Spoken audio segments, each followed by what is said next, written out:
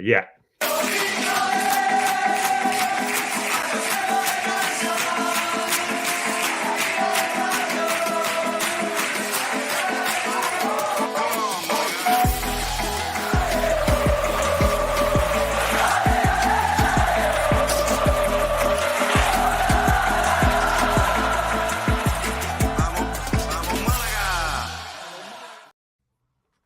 Good morning, everybody. You are listening to the Gearcast Lives on YouTube, Facebook, and X. We bring you live action from La Rosaleda. I am joined by Alex Ashmore. Alex Ashmore, ¿qué tal, amigo? Bien. Yeah. Weather-wise, I'm very jealous of all of the lads down in Malaga. I think, well, for anyone who doesn't know, Madrid is going through a bit of a rainy spell at the moment. Yesterday was pretty horrific. But yeah, I guess in a small way, happy for them that they're enjoying the sun. I think in a way we've all had the pictures this morning off the gang. For anybody who doesn't know, obviously Matt's there as usual, Chris is there, and this week they are joined by a certain Nick Bell, who's going to be enjoying today's game, hopefully. I momentarily there forgot who we were playing and then remembered. Oh, it's a big one today. For anybody who is watching, I don't know if your FEF TV is playing up a bit. I know I've had my issues. Alex had a couple of issues, I think. Basically, all we've done is keep refreshing, and it does seem to come back. Hopefully, this isn't going to be an issue for 90 minutes, or else it makes our job quite difficult. It does, yes. But fingers crossed we're all right. Fingers crossed we're all right, Al. We welcome everybody to get involved in the comments. Please comment as much as you can, because we love the interaction. It's what we're here for, innit, Alex, end of the day. It is. And, well, hopefully we can get some correct predictions of a Malaga win. Yeah, send in your predictions. I'm going to start things off. I don't want to be a negative Nelly, but... Not already, Alex. I'm going to go 0-0. Oh, so this is going to be exciting. To be fair, actually, I say negative Nelly. 0-0 is actually not a bad result. No. I think today's about the performance. We need to prove that against these big boys we are good enough. Yeah. I'm going for a 2-1 Malaga win. Surveys is already, so it's only my first, so I'm trying to talk sensible. Yeah, like Alex says, guys, please get your predictions in. We've also got, Alex, we need yours. We have a certain Escassi playing today, who, as we all know from Malaga, his discipline was quite irregular. So we want to know, what minute do you think Escassi is going to receive a yellow card today? It's never told you, Will. Who have we got down so far? We've got Paul, who's got 17 minutes, myself as 27, Keith Bell with 12 minutes. So the table is open. So 12, 17, 27, and 12's gone. 12, 17, and 27.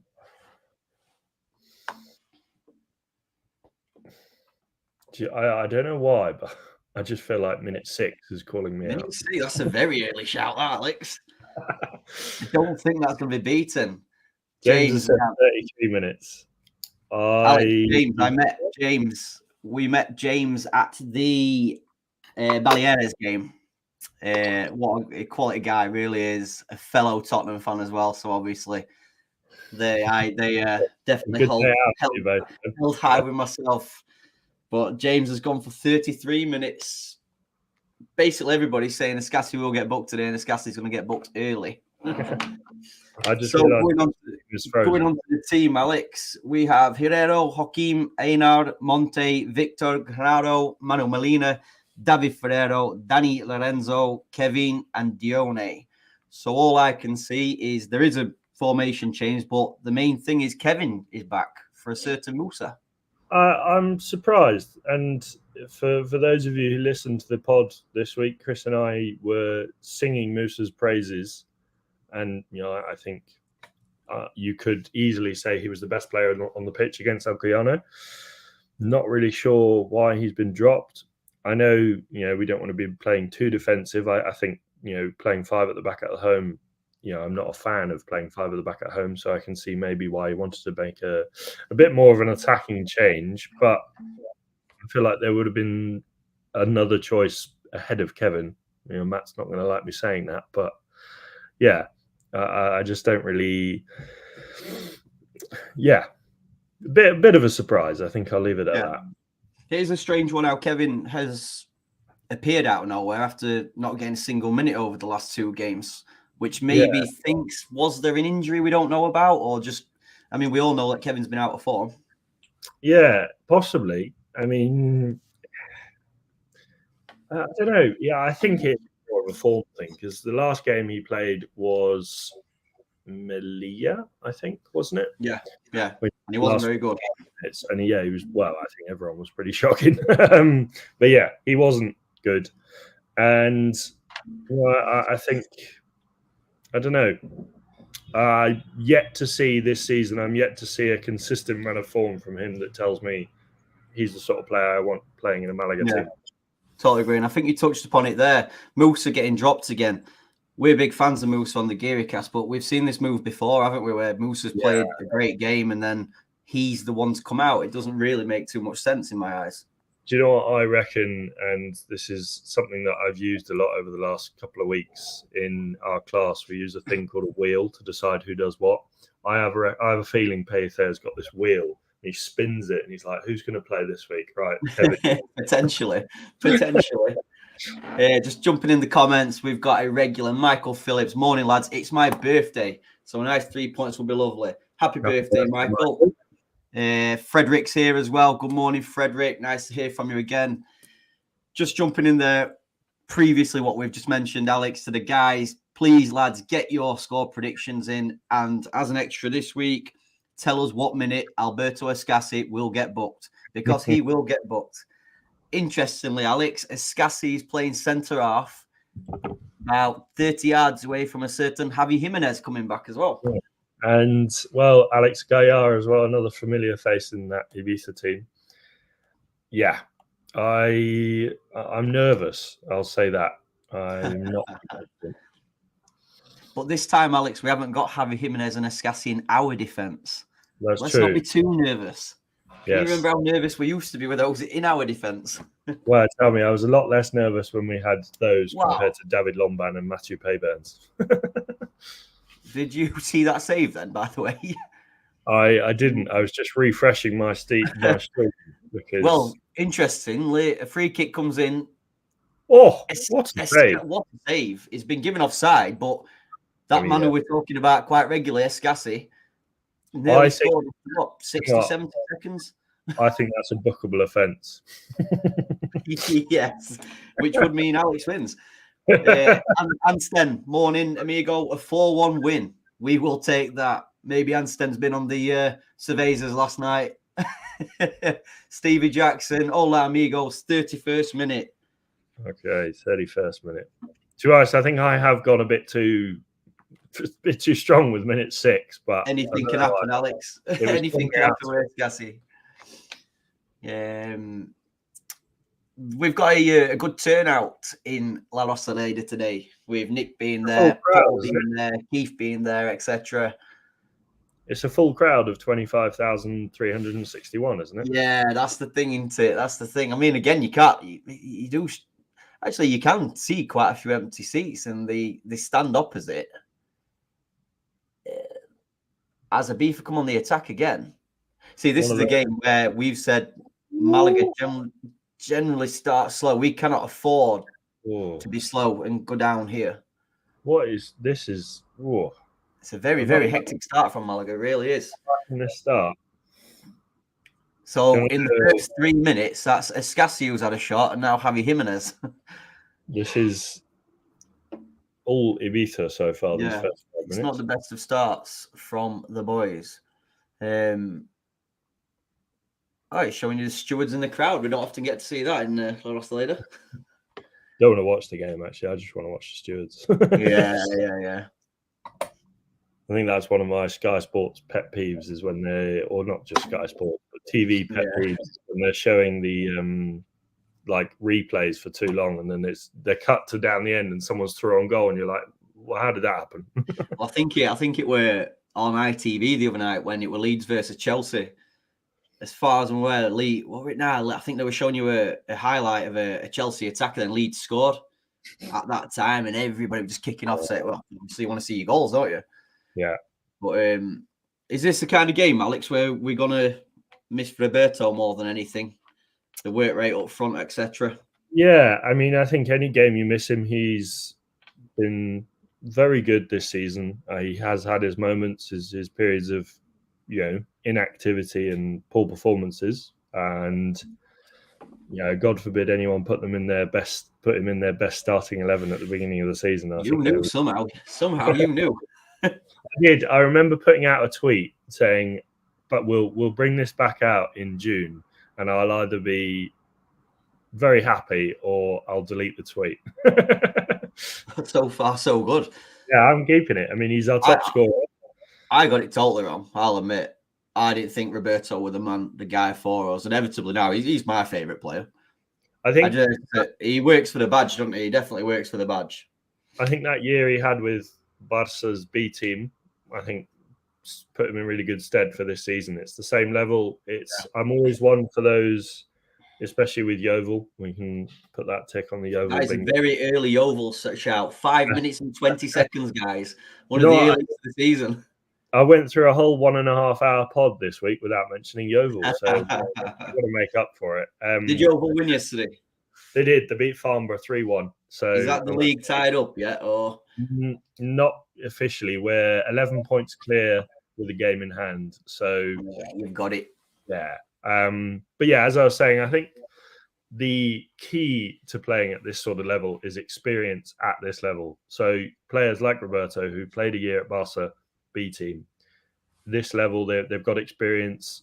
Maybe if he didn't have, he didn't light the world alight at Barca, but I think that experience is just it can only be positive. And same with some of the Yeovil players. We've signed a load of Taunton players who know that level really well, and it's worked for both Roberto and Yeovil. So I think I always had a feeling he was going to come good. It's not a bad tactic at all, to be honest. I mean, we know if we get promoted, that our squad's currently not good enough. No. But some of the signings what we've made are signings for this level. Yeah. The loan spells of Danny Lorenzo, Roberto, etc. The interesting thing with Roberto is, I believe the La Masia try and play the Barcelona way, like a lot of B teams, academies do. Would you put Roberto in like a tiki-taka football team? Because his touch isn't the greatest. His passing ability isn't great. I mean, this is going to sound very negative, but I love the guy. But he's just an awkward player. And I think that's what makes him good. Yeah, I think, you got me thinking there. I wouldn't put him in a tiki-taka style of, style system. I wouldn't put him in a route one system because he doesn't really hold the ball up as much. No. And he doesn't really he obviously can head the ball, but he's not like he's not a prowess in the box. He's not like every time the ball goes in the box, I'm not thinking, oh, where's Roberto getting on the end of it? So I don't know. I think he just I think the best way to describe it, he just sort of floats around and does his own thing, really. And, it works. His strength really is the work rate. Oh, I've lost my stream. Kevin with a shot from 25 yards, not really doing anything to the goalkeeper. Did you say you've lost it? I've got it back now, but I'm probably a bit behind. There's guys in the comments, just as me and Alex are saying, I think Alex is the same as me regarding Roberto as possibly one of the players of the season. Who is your player of the season? Who do you enjoy? Who's the name we want to see on that team sheet? A few people were saying Kevin early on in the season, and he's, like we mentioned earlier, he seems to have vanished. I would pick him as my player of the season. Deception, as they say in Spanish, jugador de decepción, is Dione for me. Dione, yeah. Yeah, I think when we got the signing of Dione, I think we all thought, like we've just been saying about experience in this level, the top goal scorer at this level, we thought we'd signed a real baller, but go on. He's done a job. I think that's all we can say, really. I thought that was Scassi for the moment. Talking of which, is that? Oh, no. So I thought it was. I still think it's because you've got a number 22 and a 23 at centre half. I still think Scassi should get booked for that, I wonder what kind of reception Escassi, Jimenez, and Alex Gaillard got, because Escassi and Alex Gaillard especially didn't bow out in any bad way. I know Javi Jimenez form vanished completely, and we never really saw him for the last few months of the season. But I think they would have got a decent reception. I mean, I don't really know how it goes in Spain. Every time every time a player seems to come back, we get the whistles and the boos, but I don't really know if they mean that. Yeah, I mean, to use an example, I was at the Real Madrid-Sevilla game last week, and Ramos got a pretty good reception. I think generally it's similar to England in that way, that if you're a local boy, or if you played for the club and you did well, I think generally you'll get a good reception. And yeah. I mean, we've got to remember Escassi, obviously, El Capitano. Yeah, I think La Guerrero, is that La Guerrero? El Guerrero, yeah. I think I like him. I don't think he's the best defender Málaga have ever had, but I do think on his day he was a strong shoe-in at the back. Do you think his time at Málaga was time to go?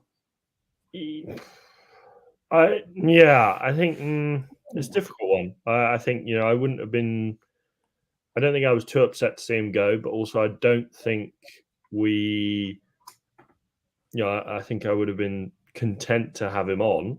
I think obviously he's playing for Ibiza, a team that are doing really well. So yeah, I think it's one of those ones where I think you could go either way. A fence sitter, really. I don't think he lit the world alight in a Malaga shirt, but again, I don't think he was one of the worst players.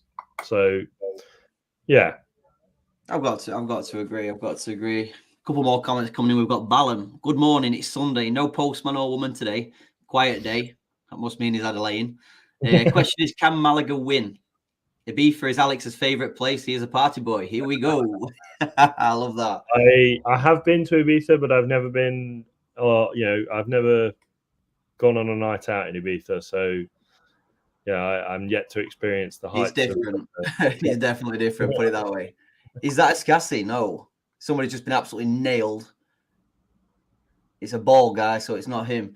Michael Phillips, I don't think he will get booked. I think he will be respectful and professional. Now, forget that 63rd minute. Yeah, definitely. There's no way Escassi survives this without getting booked. Right.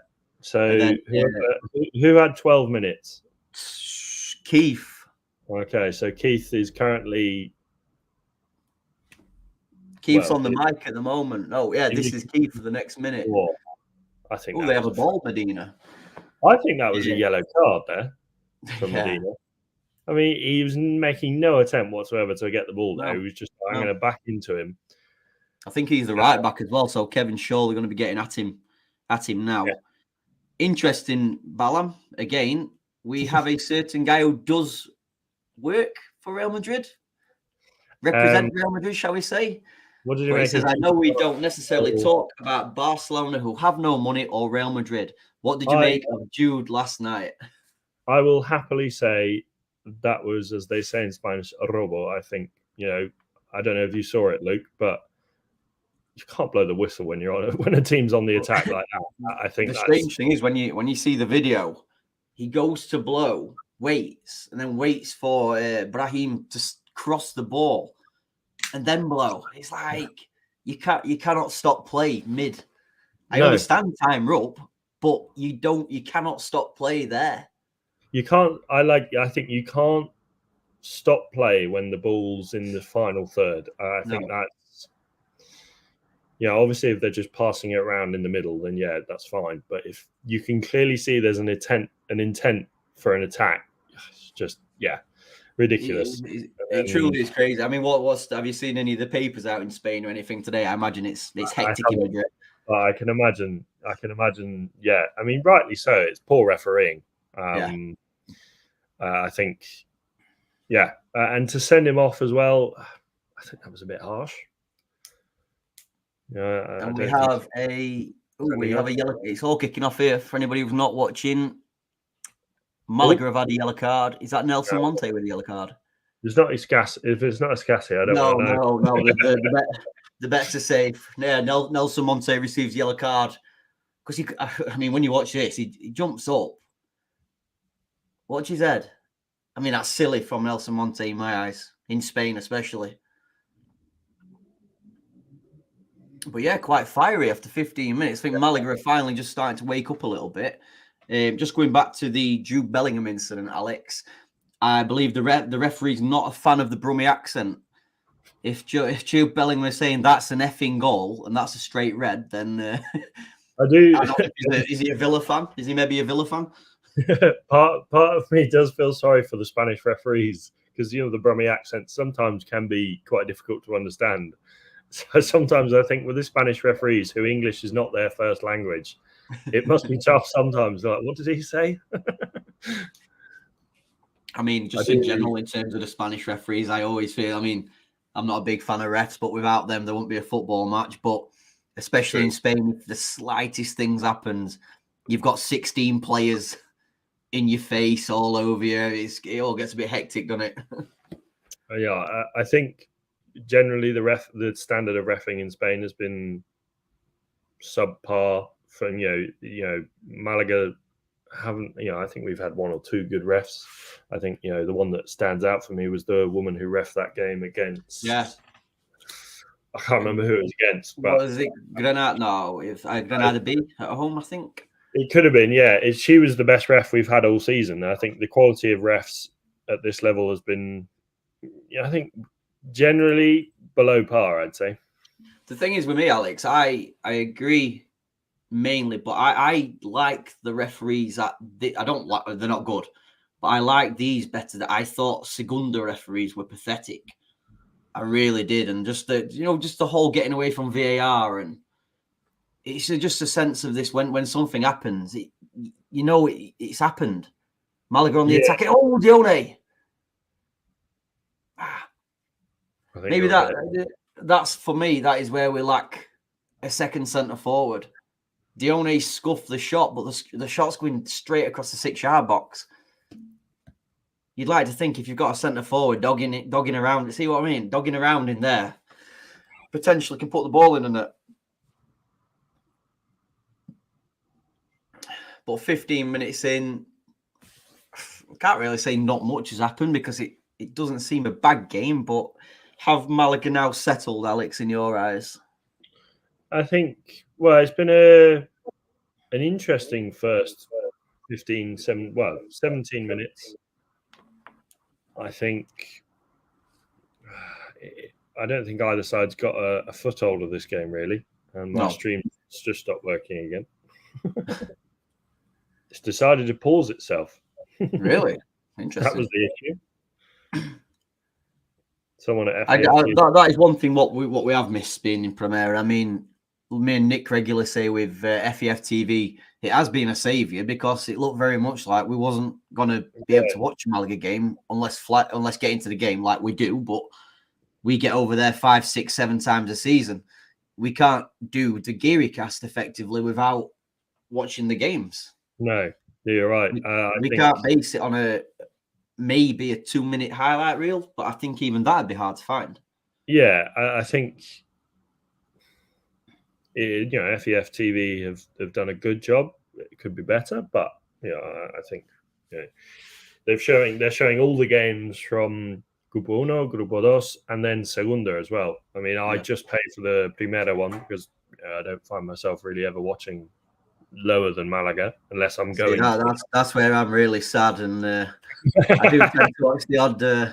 Some of the pictures they play on in them leagues, Jesus. It's no, it's good. I mean, I love football. I think I'm happy to watch any game, but I think if I was to find myself watching second division game on TV, I'd be like, well, I'd rather go to one. 100% team. So, I mean, obviously living in Madrid, you're quite blessed, aren't you, for the team? I mean, for example, what were your choices yesterday? And you went to an absolute belter in the end. I did. I begrudgingly went, I must admit. I'm not a fan of. I won't say his name. I don't want to give him any. Of course. Did he score? He did. He played very well.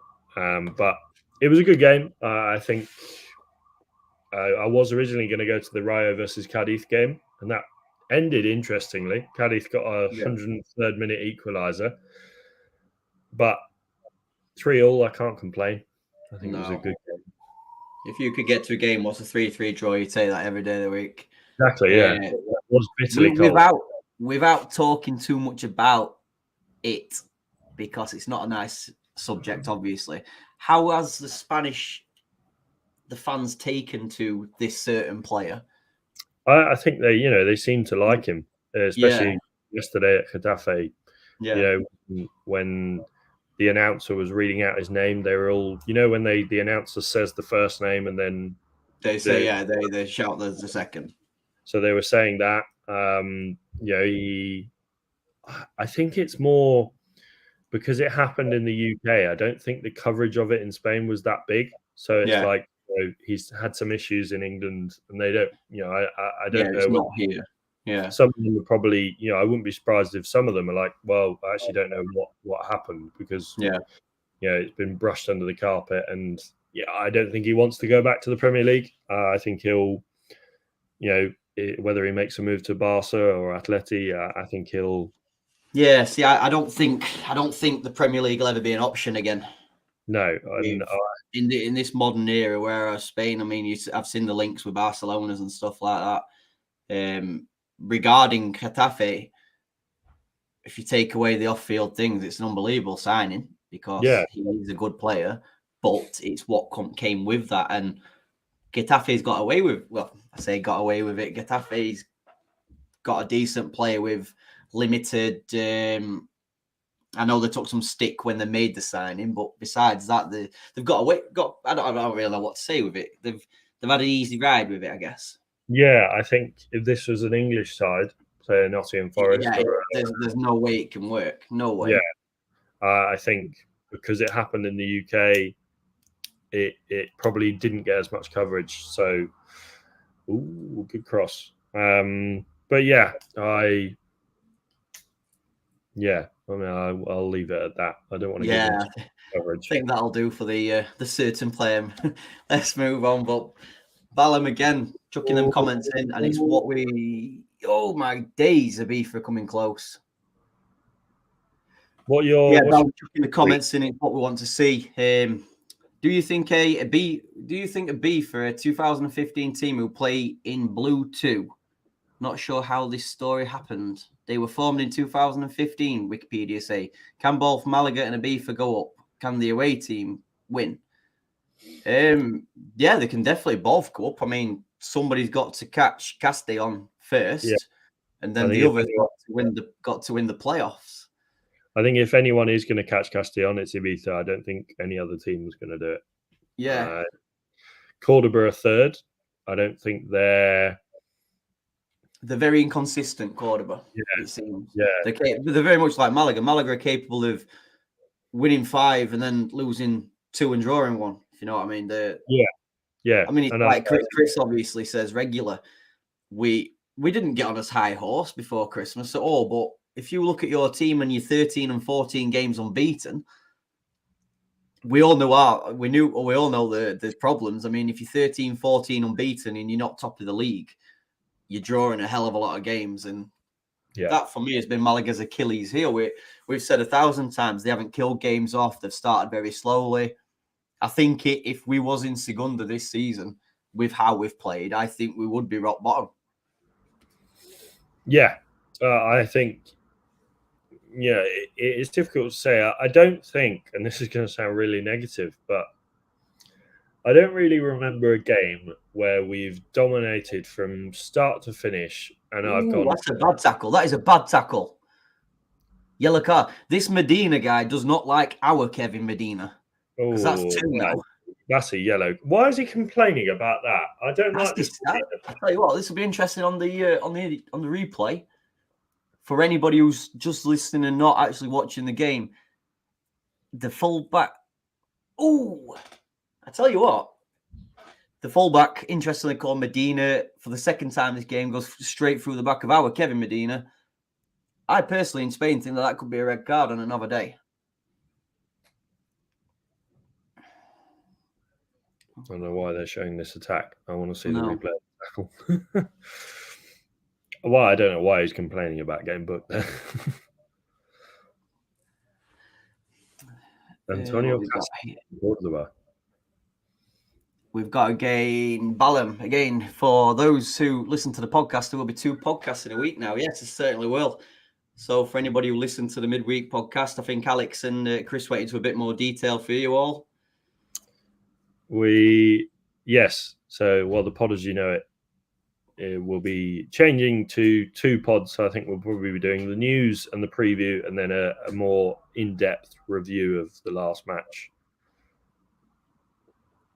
It makes sense, really, doesn't it? It does. I think it's the done thing, I think, these days in the world of podcasting. Yeah. I mean, I think when we spoke about it in the GearyCast WhatsApp, I think everybody were pretty much in agreement straight away. The thing is, when you do an hour and a half podcast, whilst like we do, we try to have a laugh, we try to talk about other things, but we try to keep it as much Malaga as we can, to keep all that into an hour and a half. Now that we're also working with the sports socials, the adverts come in, etc., I think it works out every 25 minutes or so you get adverts. Yeah. The thing is, when you've got a 90-minute podcast, the advert, none of us like adverts on podcasts. We don't. No. But it's just part of modern life, I guess. And like Alex has just said, then the way of splitting it up regarding news and a recap of the game, you can go into it a lot more in depth.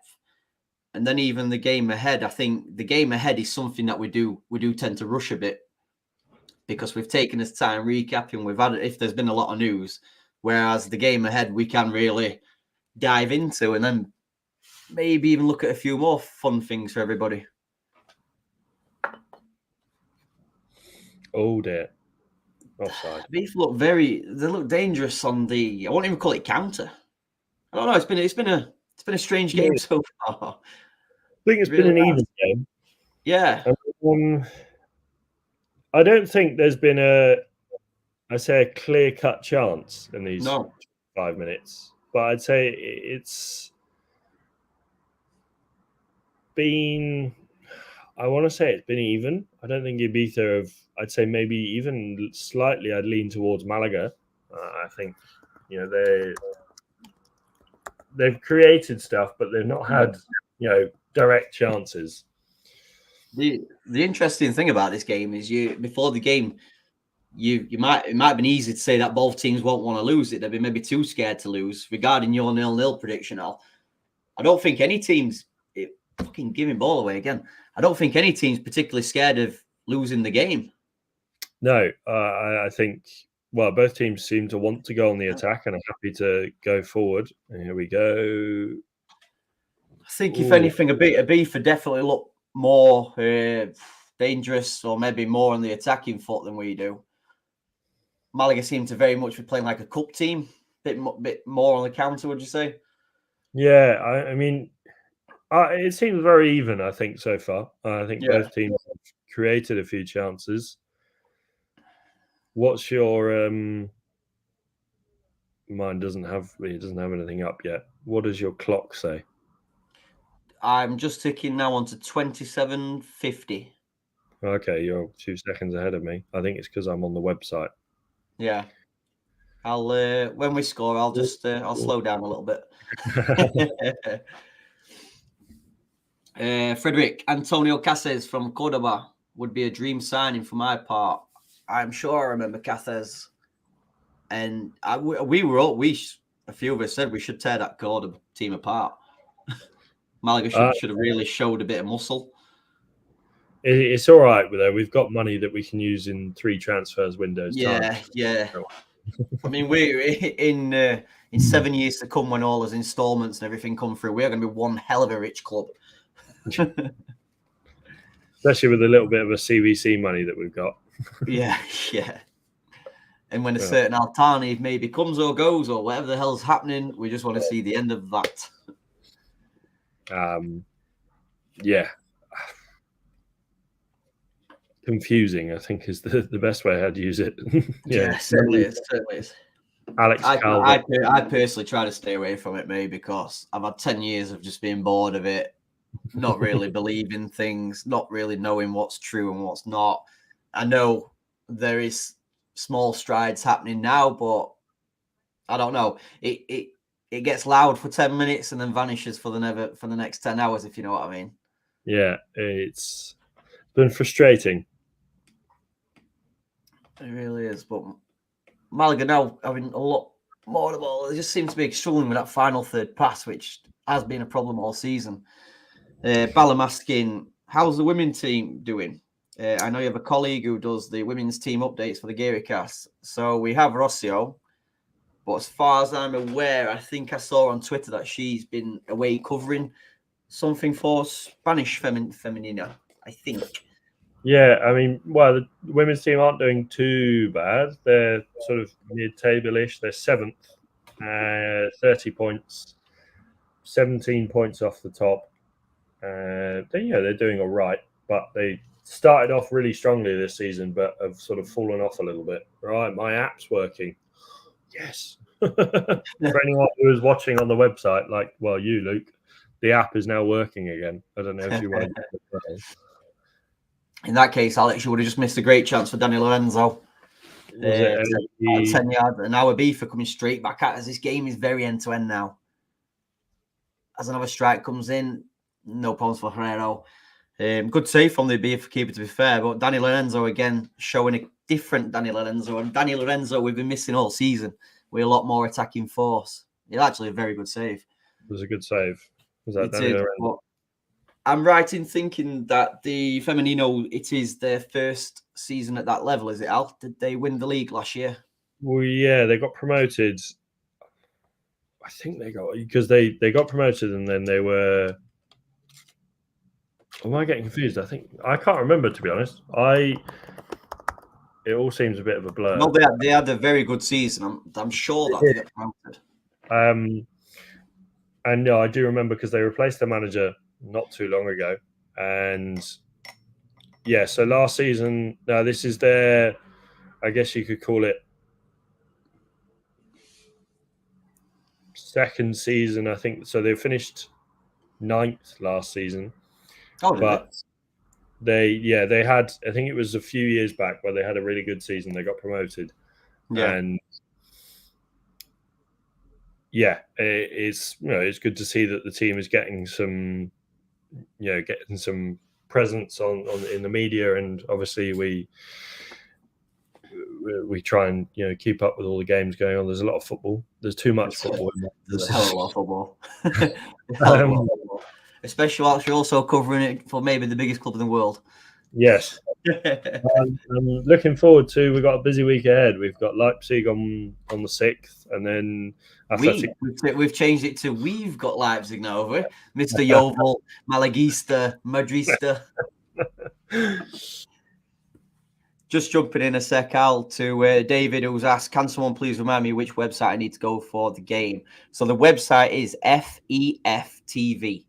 However, you do need a subscription for it, which I don't know if the prices have changed at all mid-season, but you've either got basically a £10 subscription or a £12 subscription. The £12 gets you more, like we've just been saying, lower league football, etc., which only sad people like myself watch.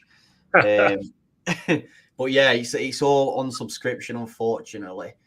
I think that's one thing we do miss from Segunda. If you remember the Segunda app last season, commentary in English, every single game, a free app. It was perfect. It really was. But hopefully, this is FEF TV's first season at it. Well, hopefully, we won't be here to know. Yeah, hopefully. Fingers crossed.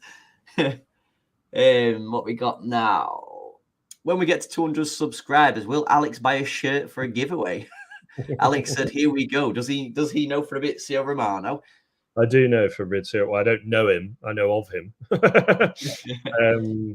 If I did know him, I probably would have mentioned it by now, I think. But yeah, well, as a student, I can confirm that there will be no buying of shirts for giveaways. Yeah. Alex, I'm calling this now. This game will not end with 11 versus 11. No, it won't. I like how this ref is letting a lot go, but this is very Sunday League at the moment. There's players rolling around. There's people. I tell you what, one thing, what is noticeable, Kevin Medina's work rate so far is, in the words of Chris Marquez, insane. He's working very well. And then in great Kevin, I nearly knocked the ball out of play. I have a feeling that Balham may be Spanish, Alex, because I tried to ask some creative questions. Haha. Do you know some Spanish words? I've got a feeling Alex does know a couple of Spanish words. I know a few. Your Spanish isn't that bad, isn't it? Oh. I'm trying. I tend to get a bit nervous. Is it with myself? I feel I can read. I can read it, no problems. A lot of it, I can write it, no problems. I can pronounce basically any word coming from football, because football's a little bit my life. Any player, always. I've got better at that. But with me, it's my memory. Don't get me wrong, I don't study Spanish at a high level. I try to do my bit, but I think with me, a lot of it is my memory. I just seem to switch off. Then if I see it, I'll be like, oh yeah, of course, that means that. But as you could tell, I was always the guy in school who were a nice lad, but needs to try harder kind of thing. Very dangerous position. We've said this season about Manu Molina's delivery. This is interesting. 20 yards in the corner. Come on, Manu. Oh, that was interesting. That is a bit of a waste in my eyes. Oh, that was poor. Why not put the ball in from there? Really straight. Herrera, love that. That was a wallop. Alvaro Sanchez Molina, welcome, amigo. Hey guys, didn't know you had this awesome live channel. Yeah, we've been here all season. It's a new thing to the Geary Cast. As we understand, a lot of people cannot view the games. It's just something fun, what we like to do. There's normally, there's been 4 of us at times, aren't there, Alex? 5 even. 5, yeah. We may have somebody come at half time who's in La Rosaleda with a few cervezas in his belly. But yeah, there's normally 4 of us. Say it's just Nick's at the game, Chris is at the game, and Matt Harrison is obviously at the game. So we try our best to we try our best to keep everybody informed with everything Malaga. Balham, Luke is a little shy to say hola amigo, ¿qué tal? I do try, but yes, if you need any alternative Spanish, then Alex is the guy for that. I'm sure. I was having a chat with my taxi driver last night about Brahim, and we were both saying how much we love him.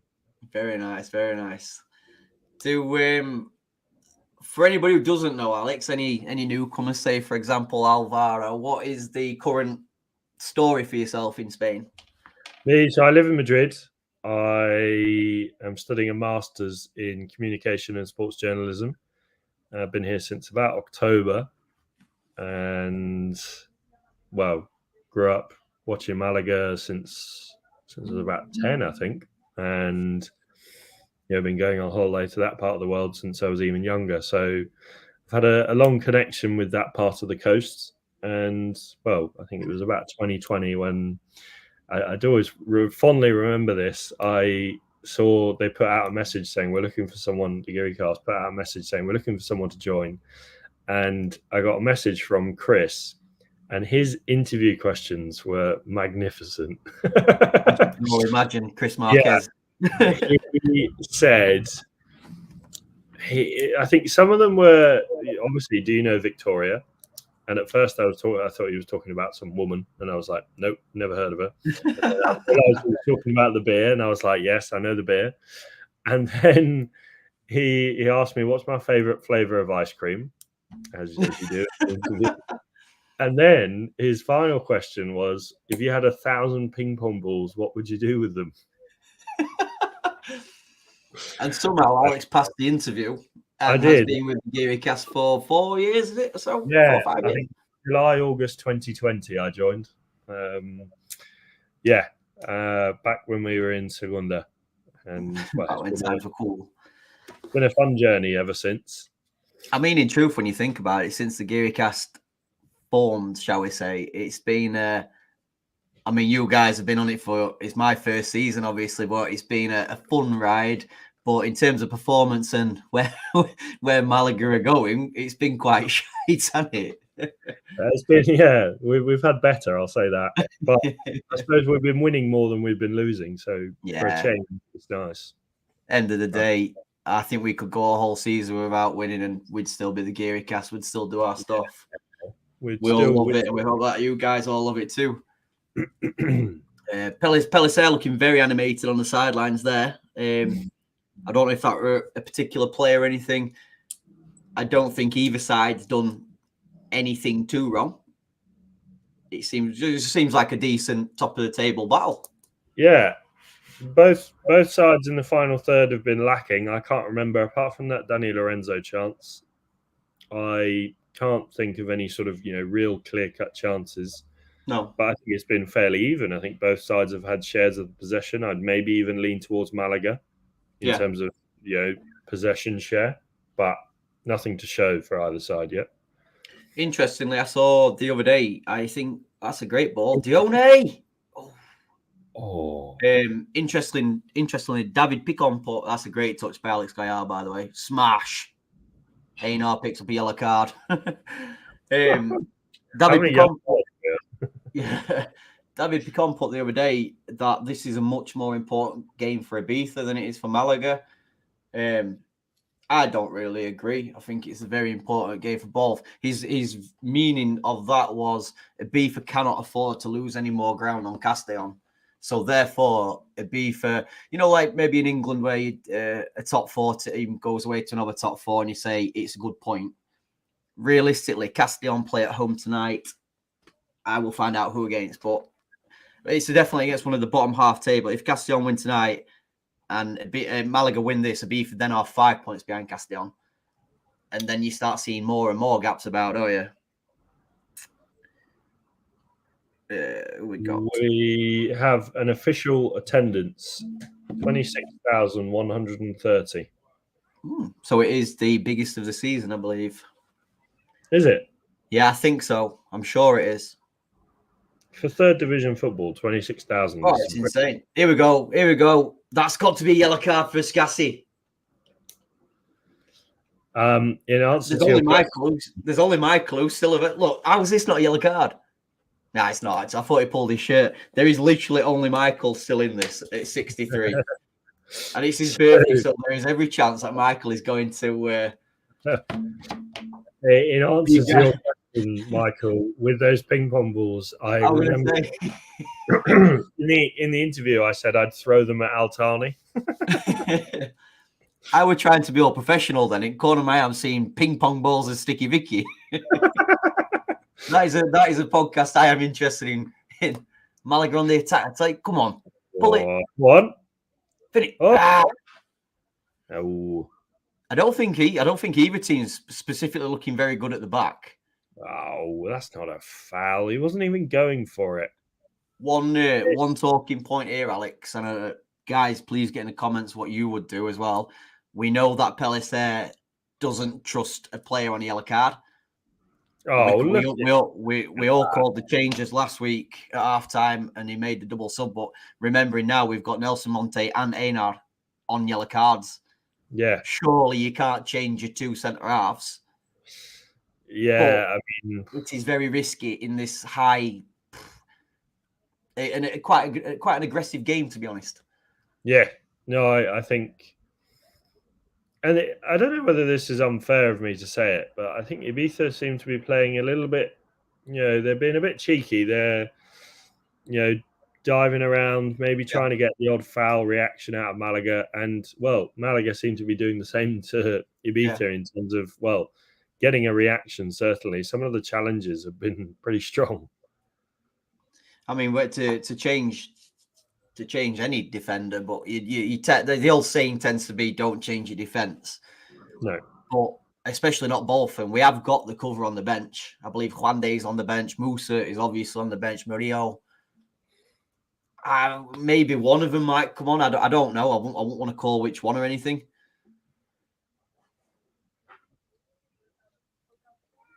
David Ferrero has been a breath of fresh air.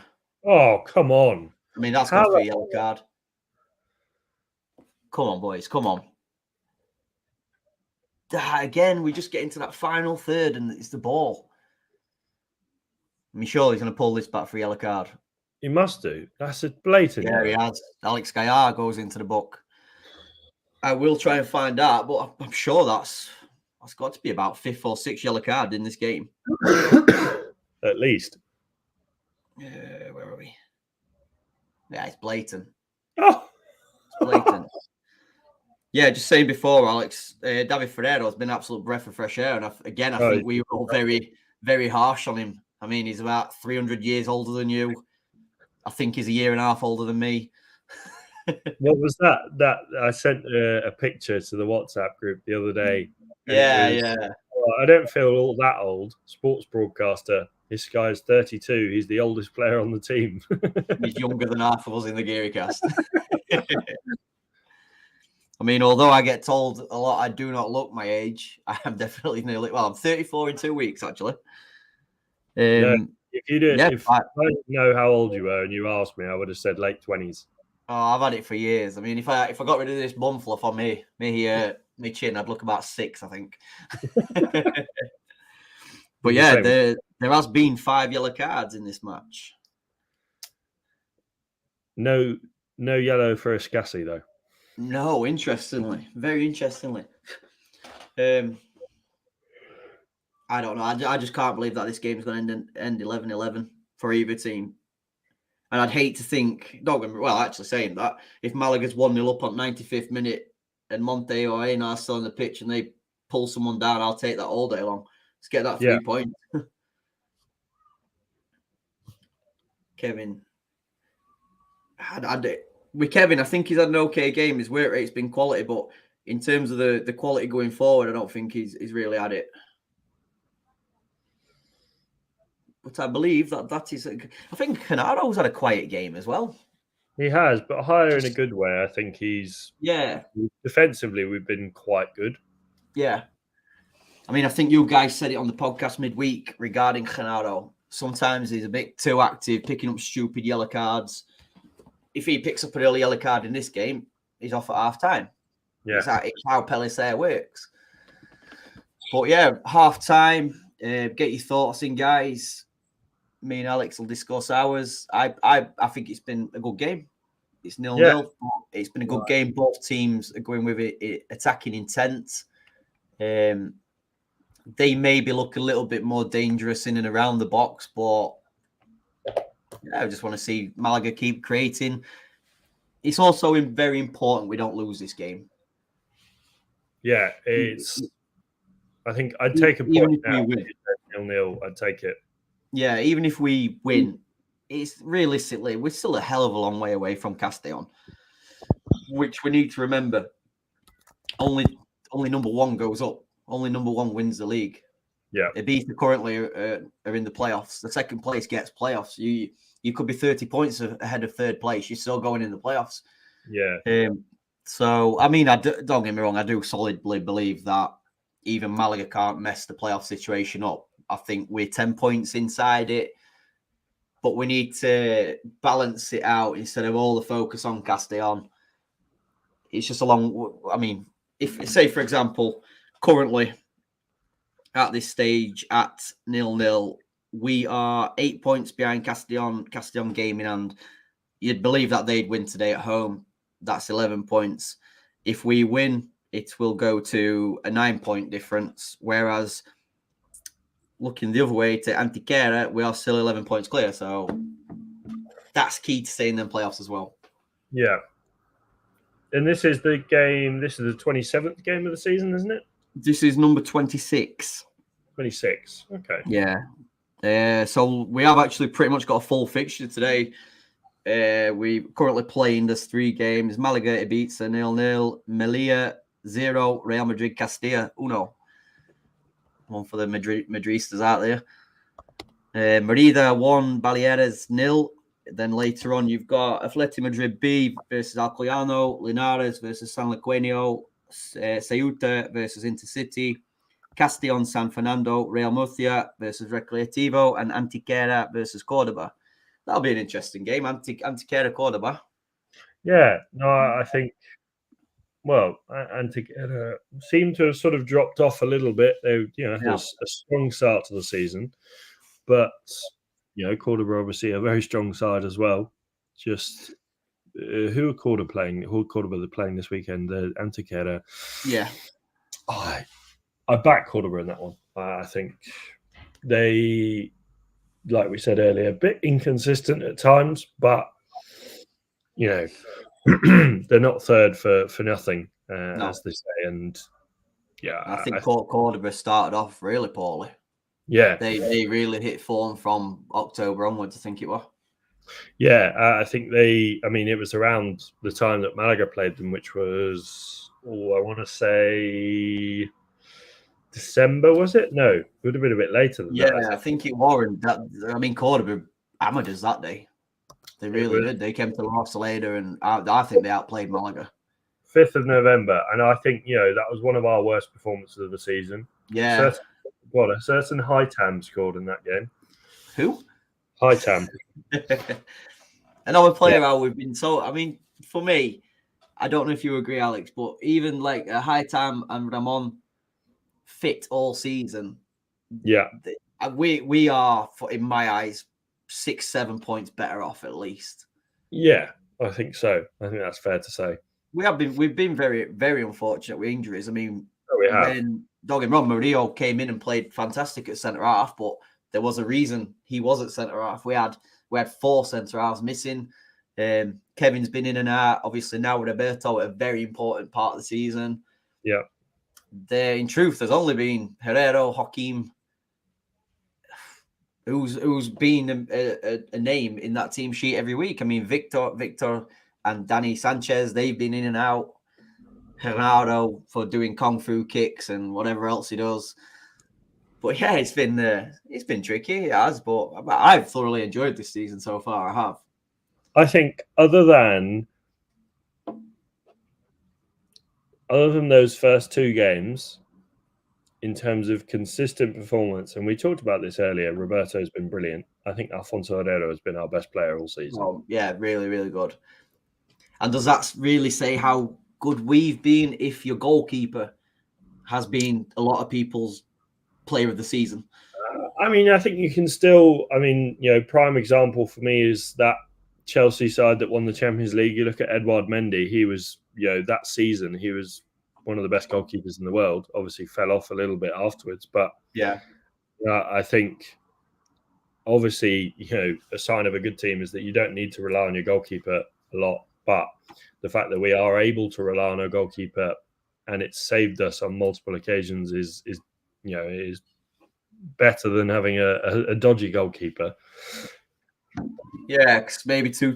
We dropped on last season with Ruben Yanez, but the first half of the season we was not very good in the goalkeeping department.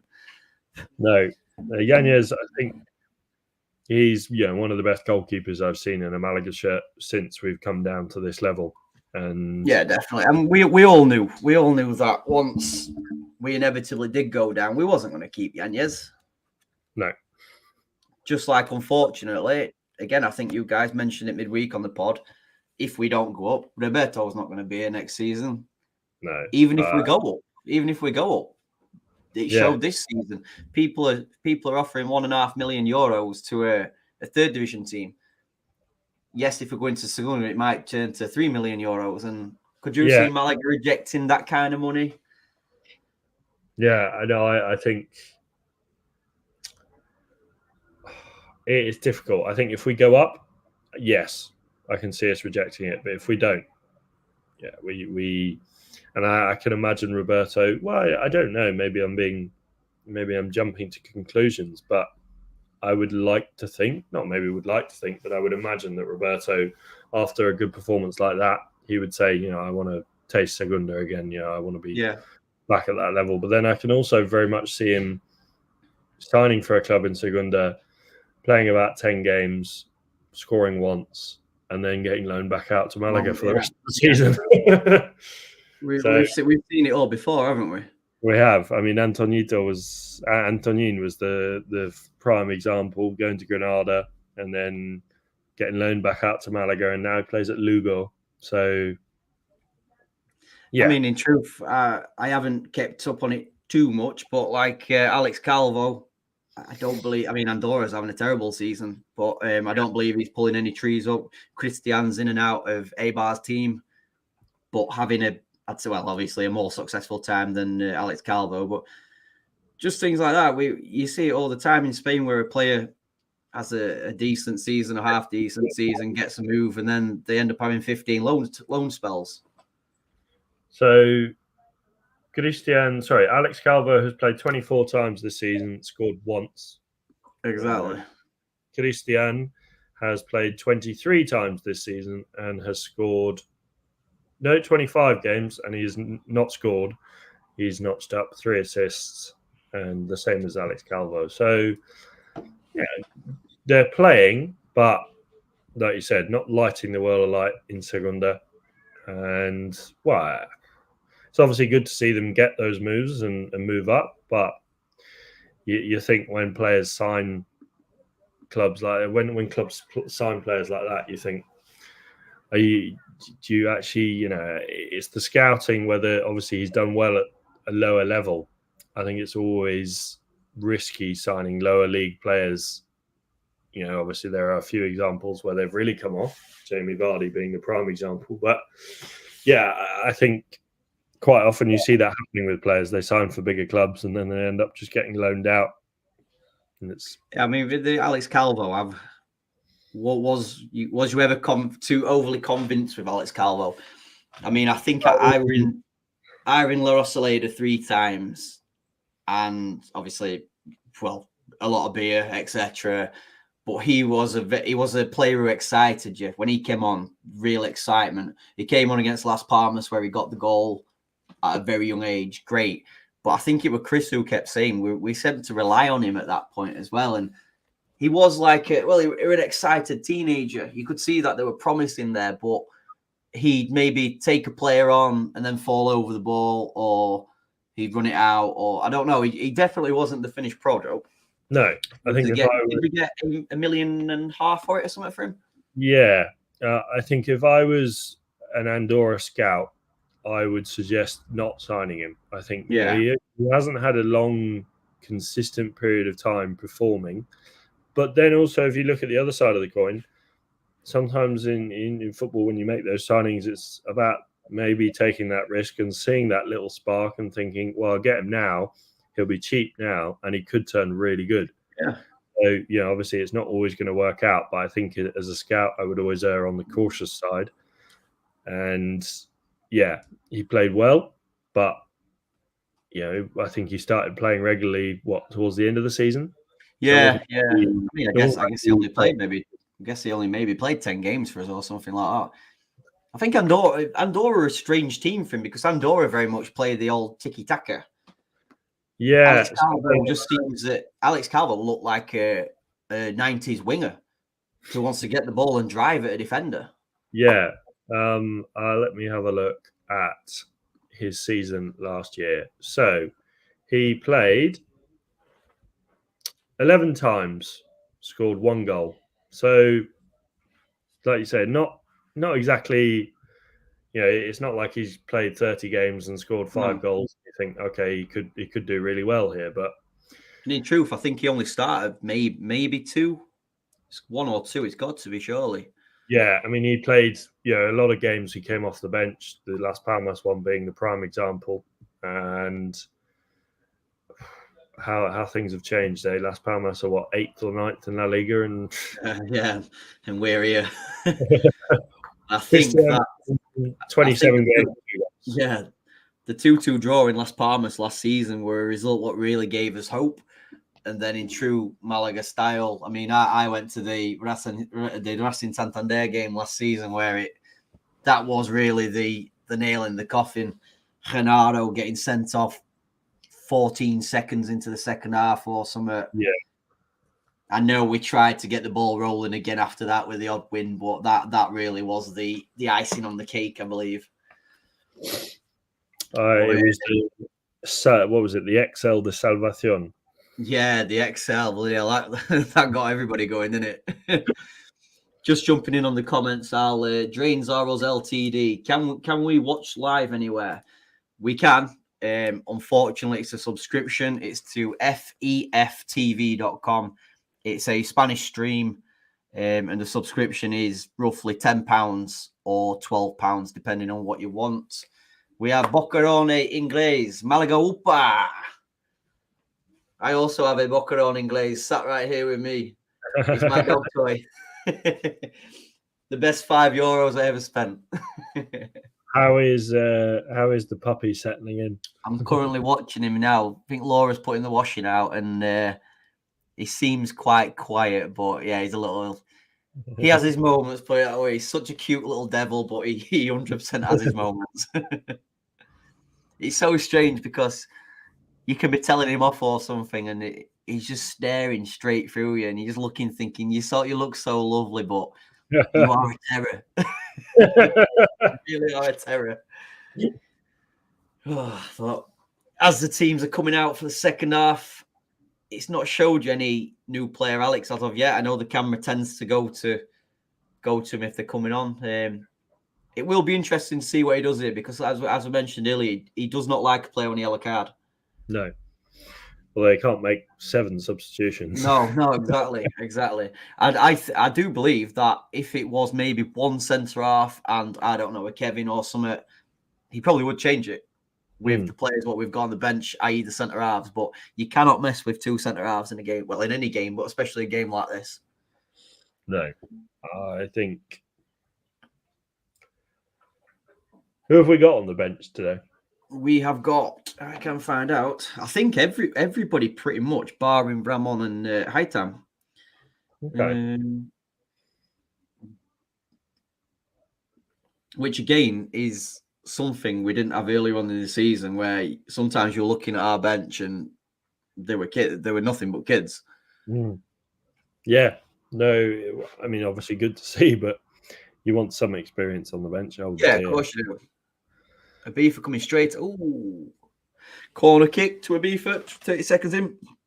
Yes, on the bench we've got Carlos Lopez, Pulga, Juanpe, Aviles, David Arubia, Musa, Danny Sanchez, Juan Hernandez, Sangale, Murillo, and Aaron Ochoa Maloney. I'd bring him on. He's vanished as of late, hasn't he? He hasn't played. Has he played this since the Real Sociedad game? Has he played?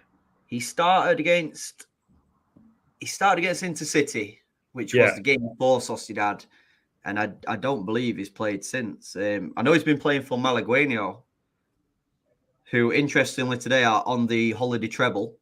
However, they are playing against Torremolinos. So for anybody who doesn't know, I like a little. It's only a couple of quid on my holiday treble, which is Malaga, Marbella, and Torremolinos.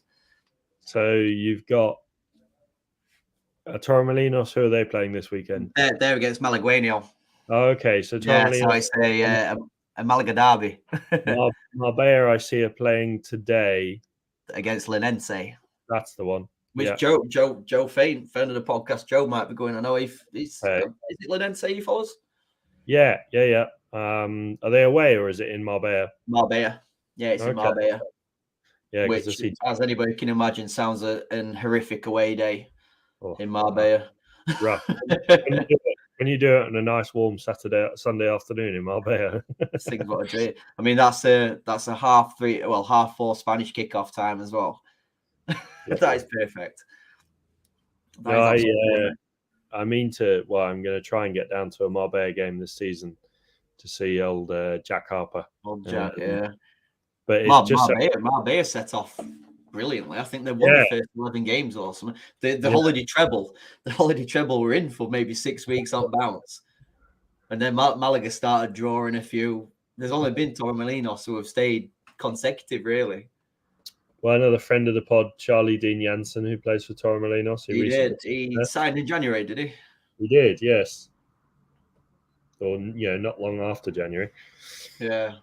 He left Vélez Málaga and has joined Torremolinos. Is it Vélez Málaga where the issues are? I think so, yeah, because I remember Chris talking about it. Yeah. And, well, Javi Jimenez has taken his shin pads off. I remember the Javi Jimenez disaster in Zaragoza when I think he might have scored an own goal or basically gave the ball for them for a goal, and then about 3 minutes later got sent off. And like, this was a huge game for Malaga. This is when Malaga were chasing survival, and I believe that was pretty much the last effective time we saw him. Is that Dione? Go on then. Is that penalty, Malaga! Has he been booked? I thought he'd been booked. That is fun. Is that Dione? No, Kevin. That is unbelievable from Kevin. That really is that allowed? Have you seen Javi Jimenez? I don't think he's actually wearing any shin pads. Oh, interesting. His socks are just down by his ankles. That is unbelievable play from Kevin Medina. It really is. That is the Kevin what we need to see. Nice. Interestingly as well, it looks like Dione's taken the ball. I think Dione missed his last penalty. And we were all there when Kevin scored his penalty. So 49 minutes in, Malaga have a huge chance via Dione from the penalty spot. Come on, Malaga. What's on your clock? Yeah, I was about to say, I'm on 32 now. Oh, you're well ahead of me. What are you on? 28. Oh, I can wait.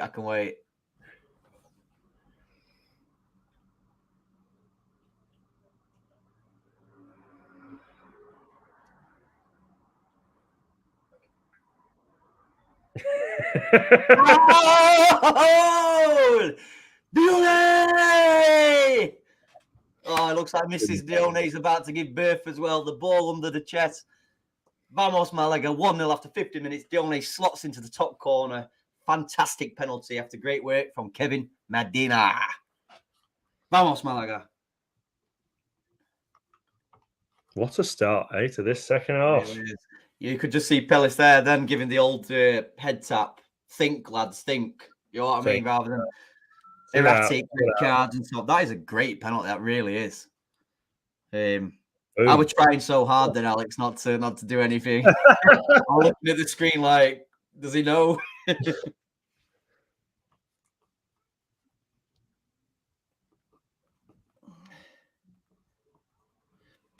Yeah, that was first class counter attacking from Malaga. Who, in truth, Ibiza started this half much better. Where's Chris? The fondness sort of bouncing, the sun is shining, Cerveza are being drunk. I'm not even going to say, can we hold on to this? Can we build on this? I think we can.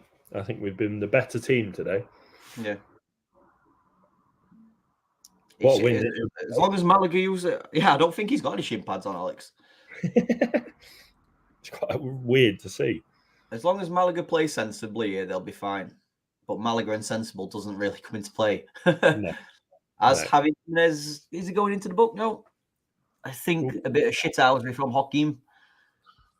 It would be nice to see Ibiza start losing their heads here. Maybe a bit late. Maybe I'm being harsh on Hakim. But we have Steve Jackson, go on, lads, and Irish vlogger, vamos indeed. Suppose you'd like to think now, Alex, that there's no real rush to make changes and so on. See what happens, I guess. Yeah, I think keep a steady head for 5 or 10 minutes, but I'd probably now, in fact, I'd probably look at taking at least one of the centre backs off. Yeah. Because we've been here before, and that's all it takes. A slip, a pullback, anything. Once that centre half's off, you've got your 10. You drop an attacking player. You start sitting deep, and inevitably Ibiza probably would break us down. But Ibiza are reacting quite well here. They're having a lot of this number 10. I don't know why for Ibiza. It reminds me so much of Alex Fabas. Yeah, he's very tricky in the middle. He is. This win, if results stay the same and Castellón lose tomorrow, Oh, they played tonight. They're playing tonight, aren't they? Today, yeah, today. We would be 6 points behind Castellón. Dare we dream? This is why I put the tweet out midweek regarding dare we dream, a long way to go, playoffs, etc. I get giddy. I get very giddy. Like we say, realistically, we are quite a bit away. But this is the Malaga thing. When we got beat, 3 weeks ago in Melilla? Yeah. Against second bottom in the league. You start looking at the numbers, what you've just said there, Alex. We effectively, if we win this, could be 3 points away from top of the league. And you just think, why do we have these silly days? It beats me. I guess that's football, really. Yeah, it is. It is completely that. I mean, obviously, I'm not only Malaga fan, I'm also Tottenham Hotspur, and I know better than many people how a game can be up and down, up and down. Yourself with Yeovil have had your days. Well, especially yesterday's a prime example, isn't it, for Spurs? Yeah. We've had Spurs have had 3 home games on bounce, and they've either been losing it until 90th minute or they have gone on to lose. And yes, like yesterday, it's nice when you come back and get the 3 points, but why the hell are you going behind all the time? Yeah. Why not take the game? It's fun, don't get me wrong. You've got the London Manager of the Year. Yeah, I didn't really understand that. I mean, I hate the guy, and Michael Phillips is probably going to give me a bit of stick for this, but I don't like Arteta. But Arteta's probably done an okay job in the last year, I'd say. Arsenal's not done too bad, really. No. So, I didn't really understand that. Because I think Laura's heard it on the radio or something as well, and she said, "What? Did you see that? Give a foul.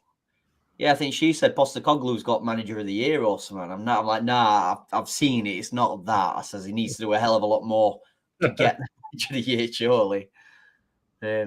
One thing I am picking up on in this game, Alex, it looks very, very windy in La Rosaleda today. It does. That's not foul. Maybe Nick's got a jacket on then.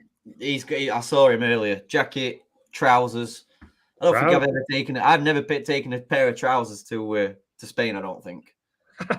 As you can believe, I am very much the Brit abroad. I haven't worn a pair of shorts outside the house since I was in Malaga, I think. Yeah. And you tend to get quite cooler up in Madrid, don't you? It does get colder, and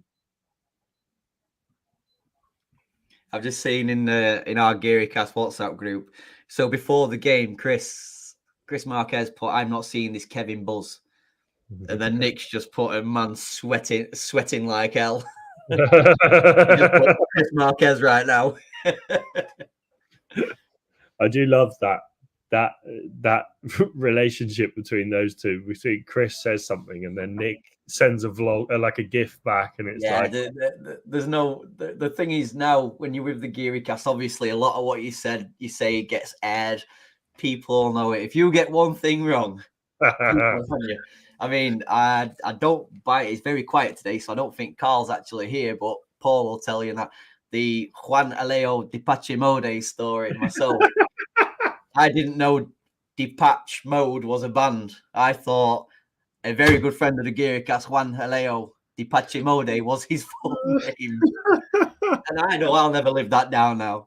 I fly over in 10 days for the Intercity game, and I know that I'm going to get absolute stick again and again and again. That is brilliant. Which is probably a good time to say, Alex. Obviously, I'm there in 10 days for Intercity. We're there in 4 weeks, I think it is, for Ceuta on the 7th of April, which, again, yourself and Chris mentioned on the podcast that it's a unofficial GearyCast meetup, do we say? I think we can call it an official. Obviously, we're all there. The actual, I don't like to say presenters and stuff like that, but the actual GearyCast guys, I guess. Paul's out, Carl's out, Steve's out. As far as I'm aware, Steve's out. Is Joe out? Potentially. We haven't really seen too much of Joe as of late. Lancashire Geary's out. We haven't seen Lancashire Geary for a long time. He's making the trip. So everything points to a Ceuta 2-0 win. But yeah, good day. Well, the last time that we were all in the stadium together for the first time, we had an absolute shocker against Alcoyano. Yeah, we really did. I mean, last season's one. Did you go to Cartagena, Alex, at home? No, I went to away. That really was fantastic because we was really in the shit. We were 10 points off, I think it was. But we had the old Si se puede before the game, all that lot. Unbelievable. Sun obviously shining. I think that was 5th of April. Because I was at Elton John. yeah, that's it. You chose Elton John. Malaga won, and obviously last year, like everybody knows, Malaga won 6 games or something. Yeah. So it was quite rare. But what a day that was. But you know yourself, and obviously your old man came to Alcoyano, and yes, the result was shocking, but what a day again. It's always a really great day, no matter what. It was good fun, and he's going to be there again for Ceuta. So yeah, so I've been told many times. I've got an alarm bell what goes off what just says Richard Ashmore is coming soon. And it's normally him telling me that. I definitely found a friend what I never knew I had on the Alcoyano trip. I do. I laugh. I think it was the day he was out in Malaga, and he sent me a picture of him, or you. I think you sent me a picture, didn't you, of you three? Yeah, it was so random because it's the thing is with the GearyCast meetups and that the day after is very much the day after. A couple of sore heads, etc. Everyone's vanished into the little pits along the Costa del Sol, and me and Laura are just walking around the Puerto in Malaga, heading down to Torremolinos, and we walk around the corner, and then who steps up? Mr. Richard Ashmore's there, and he was looking for the Picasso museums, and he said, "I'm going to go that way because Team Doncaster's walking the opposite way." So the intelligent way must be that way, basically. And he was correct. He really was correct. At this time, I just opened the fresh can of Victoria, so I can't argue with the guy. Mr. Irish Vlogger, any problems with the FEF TV app? Is that regarding today or in general? Because we've had issues today. It's generally been all right for the season, but you never know. You judge it day by day, don't you think, Alex? Yeah, I mean, to be fair, today's been the first time I've had an issue in a while.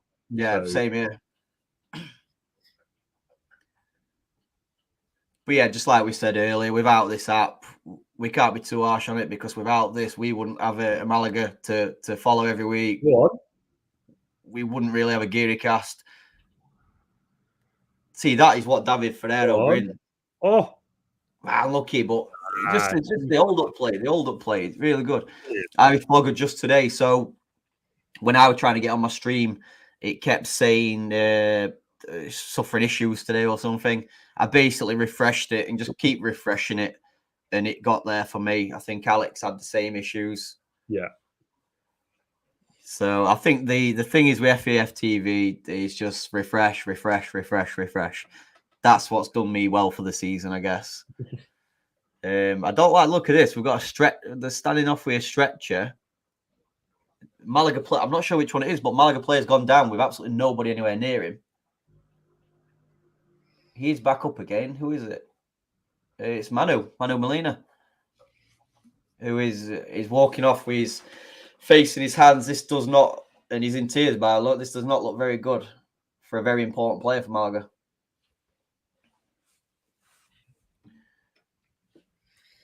Number 8, we have Juan Pei coming on for him. Yeah, it's good to see him back. Yeah.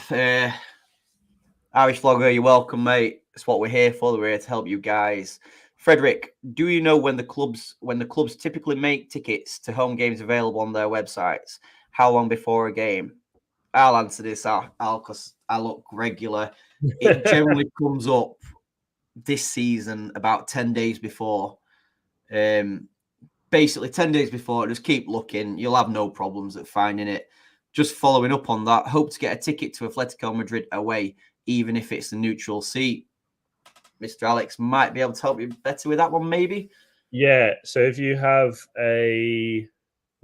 depends on, because obviously I imagine we'll be playing at the Estadio Cerro del Espino, which is a small stadium. A penalty shout?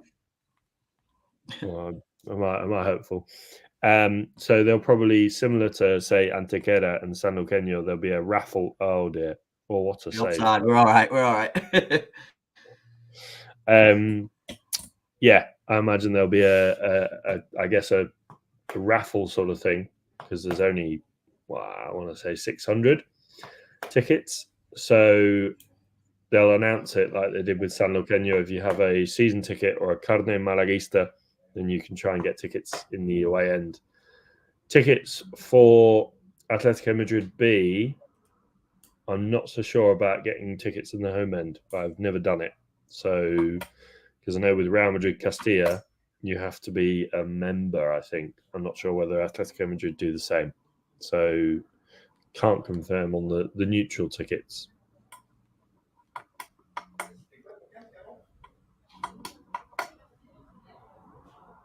Will that all come from Atletico then, Alex? It's, yeah, the info will be released, but then Malaga will tell us. I've just realised I completely forgot to do the social media when we scored. All right, I'm on it. That's what I'm doing now. I just checked and I'm thinking he's not done it. But I'm not going to interrupt. I completely forgot. Apologies.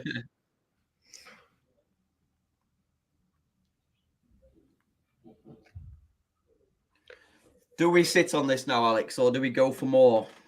What do we think? I think be cautious, because if we try and go for more, I don't think we should be too cautious. But the risk of going, I'm not saying all out attack, but a difficult, maybe one of the risks of going for a second is if they catch us on the counter, and we do have those players who are on a booking, like you said, a shirt pull or someone gets caught. It's an easy second booking, and then they're sent off, and then that makes the last 10, 15, 20 minutes really difficult. Definitely. And we know, again, like we've mentioned earlier, we know that is simply all it takes. Guys in the comments, what would you do? What would you like to see with 65 minutes? So you're talking 30 minutes to go. Do Malaga sit on this, or do we go for the second goal? I'd like to see us go for the second goal and kill Ibiza off, mainly because I said 2-1, but I don't want to see Ibiza score. We haven't actually booking yet, have we? No, we haven't, and we are all out. Michael with the last one on the 63rd minute. So he wins. He may still be showing some love for Malaga. That might be the thing. Frederick, just getting back to you, Alex, might be difficult then. I'll try via Peña Ozo Polo, but I don't have high hopes. If close to the time, Frederick, I don't know if Matt or Chris can help via their Peñas, etc. But just keep in contact, and anything we know, the guys will try and help you with it. It does seem in a strange system, the old Peña things for the tickets, the season tickets for the games. I think, I mean, I understand it to a degree, but I don't know. I just think it sounds so difficult to get tickets for away games. It does. It used to be a lot easier. Unless Malaga have got 10,000 tickets available, I guess. Well, you say that. So Almeria away, our first game back in Segunda. This is the naivety of myself when I was a fresh, I say, living in Spain. So, wanting to follow Malaga more. I didn't get a ticket, and then walked up to the stadium on match day and said, "Can I get 2 tickets in the away?" And they were like, "Yeah." So, it's definitely, I guess, probably because the size of the away ends have decreased a lot, but it has got a lot more difficult. Yeah, it's like we say as well, like the Malaga following is something what is not heard of in Spain. Like Malaga, like we know with Granada Bay the other week, we took 5,000 fans. Away fans isn't really a thing in Spain, is it? No, it's, I guess, because of the size of the country. And on your comment there, Frederick, I was going to go to that Albacete game as well, but obviously got called off. We've just been sent on our Twitter from Irish Leaving. Who I don't believe is Irish vlogger, but Irish Leaving, who regularly comments to us. He's in the ground. He's recorded Kevin's penalties so fantastically well. So for anybody who missed Kevin's penalty, it will be out later on, 100%. Going back to Ibiza, Alex. Ibiza currently, if they do not win this game, will be 4 games without a win. After previous draws, 0-0 with San Luqueño, they got beat away at Linares, and last week drew 0-0 with Merida. So, has Ibiza's bubble burst? I don't think so. I think they're still very much in this. I think, I'm not counting all my chickens yet, but I definitely think, maybe not in this second half, since the goal Ibiza have come back into it, but I think we've been in control, and I've never really looked worried, I'll say that much. No. Is that a case of, like we keep saying, have Malaga took the foot off the pedal slightly, or?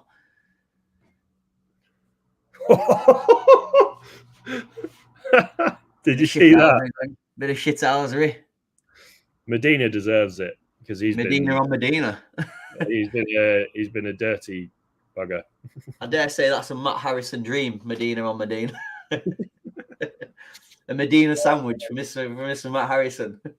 I don't think they've taken their foot off the gas. I think Malaga have just defended well. I think they've been able to quash any of their attacks. Comfortably. I think they've been well done again. A lot. I think what Malaga are, what they're doing well today is they are actually using the head. Just play like that. Hakeem and Ferrero keep the ball, draw the foul.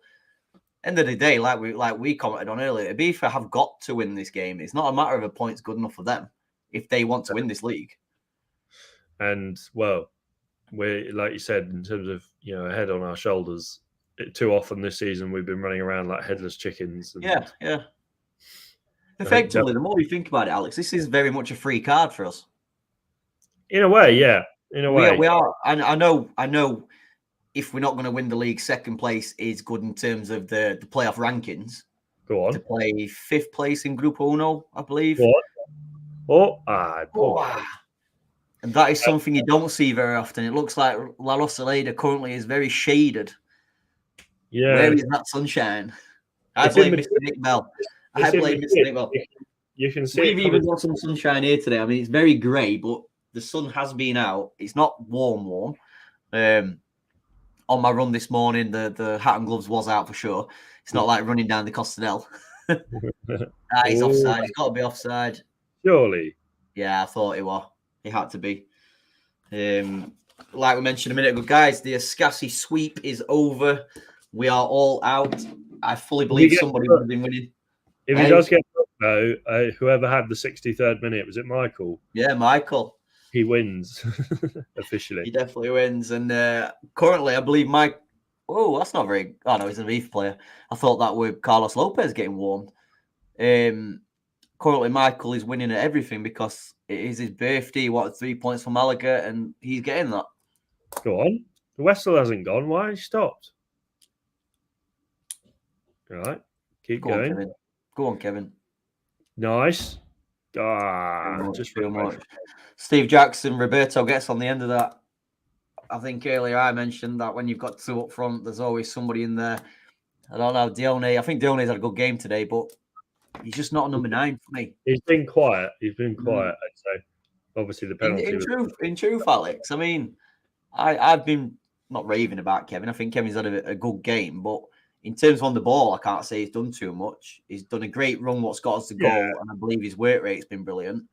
In terms of, without giving too much away from the pod, a Biznaga kind of thing, and we haven't had any standout player or no standout player for a Chumbo kind of thing. No, I think in terms of Biznaga, I think I'd probably at the moment give it to one of the defenders. Yeah. Maybe Alfonso Herrero, maybe. Potentially. I think Chumbo, I'd probably give to... It's hard, really. I think it's inevitable for the Chumbo what's going to happen. 80th minute or something, one of our centre halves will get sent off. Yeah. The Beeford then will equalise. And he'll go from Biznaga to Chumbo. Escassi. I tell you what, how is that not a yellow card? That is 2 now. Yeah, I think I think this is a harsh Chumbo, but I think my Chumbo would be for. It's hard to give it to him, but I think Genado's just been a little bit quiet in that. Yeah, I mean, in truth, when you think about it, we've had quite a few quiet players. I mean, you can see now David Larrubia and Danny Sanchez coming on. Victor's been very quiet today.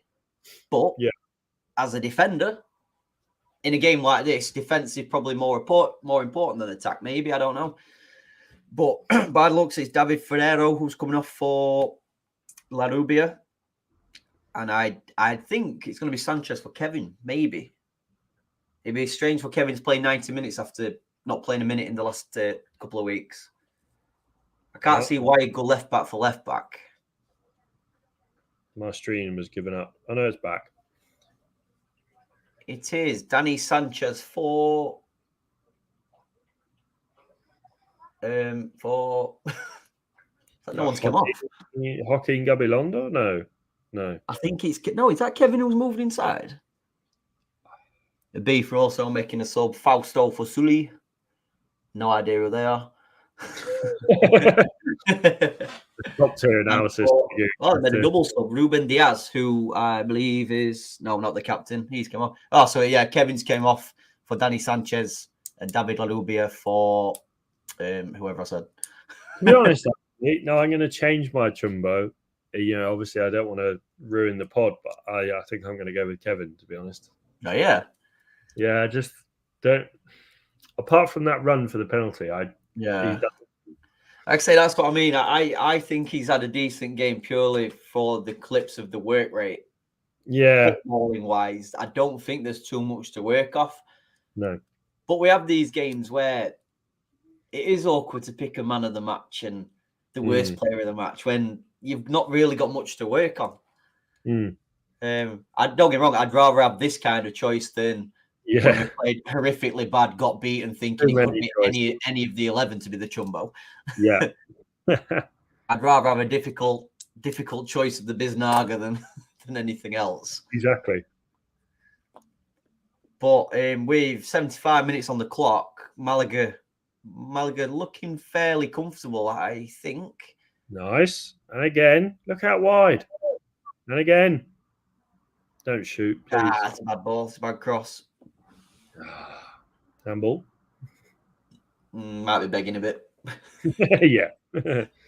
Ball coming back in again. But how many times have we got in that crossing position? And just hit the ball's been terrible.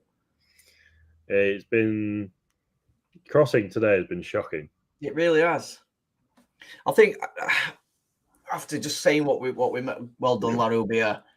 Regarding Victor's had a quieter game, I also believe Joaquim's had a quieter game, which also makes me think, is that the tactic today?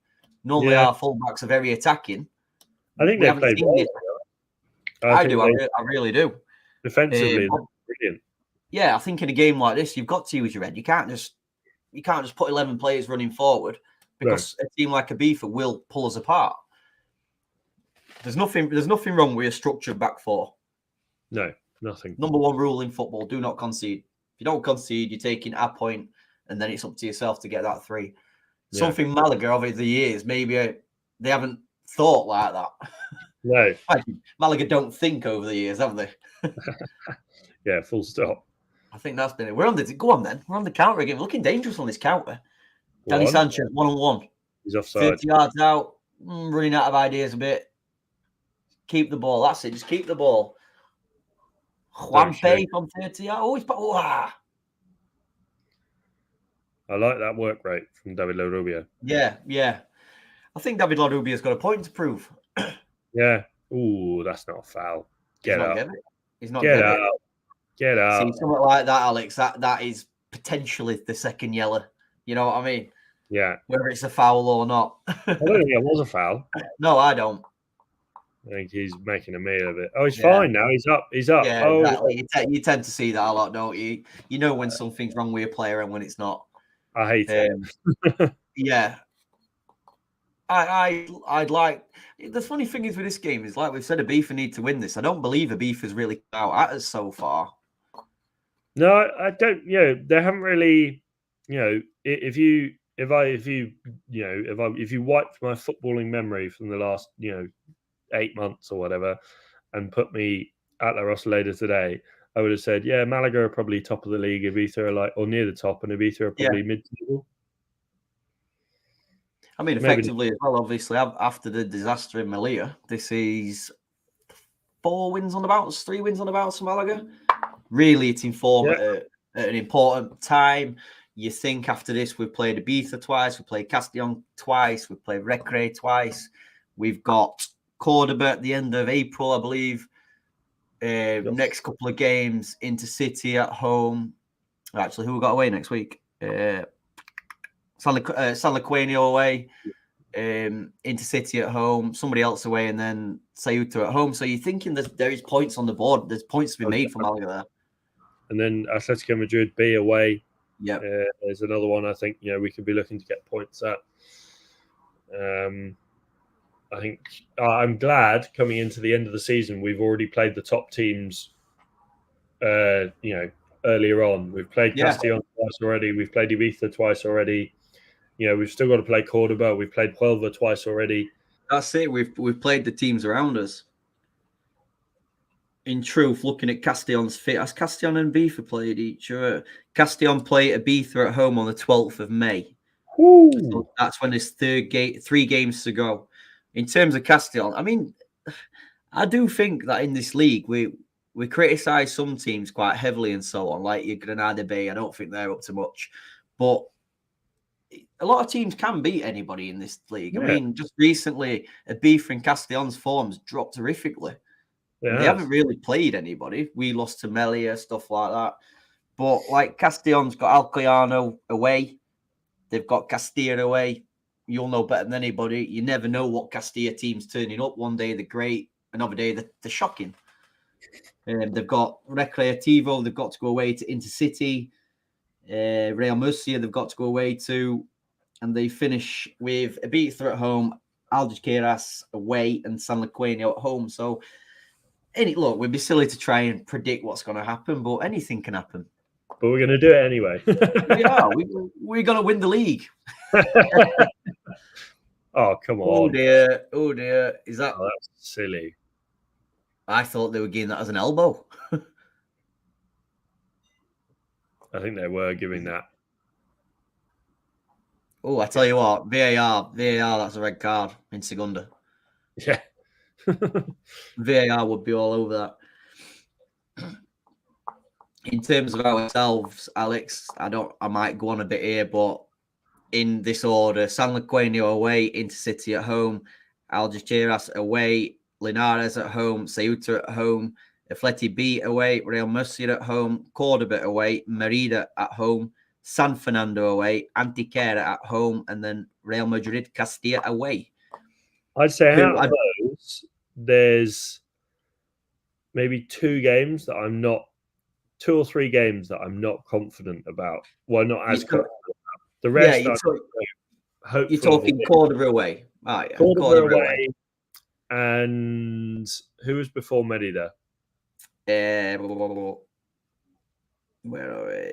That's Cordoba away. Cordoba away, and the other one was Antequera, I think, is it? We've got Antequera's at home, so I'm not overly concerned. Again, like we've just mentioned, Real Madrid, Castilla.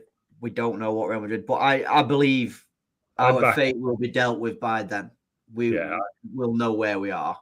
I think I back us, and I think maybe Algeciras away.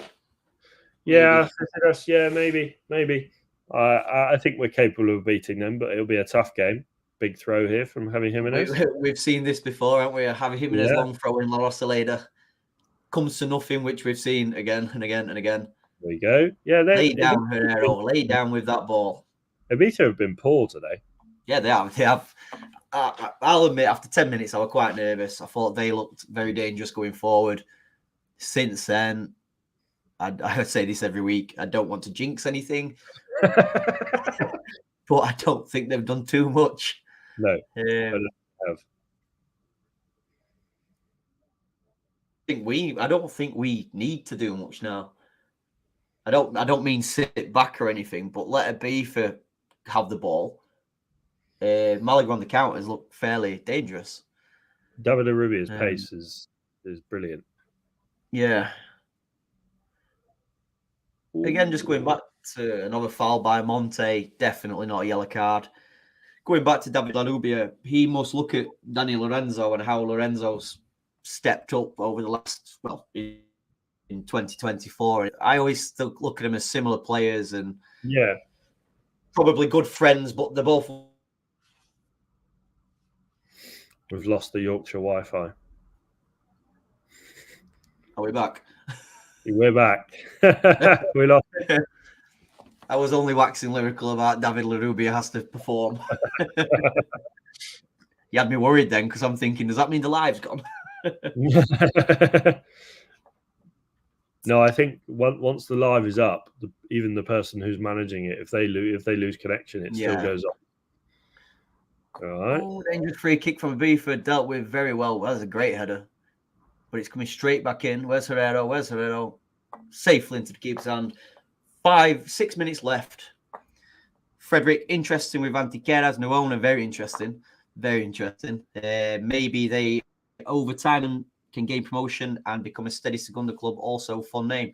Yeah, it's like similar what we saw to Gerard Piqué's Andorra team.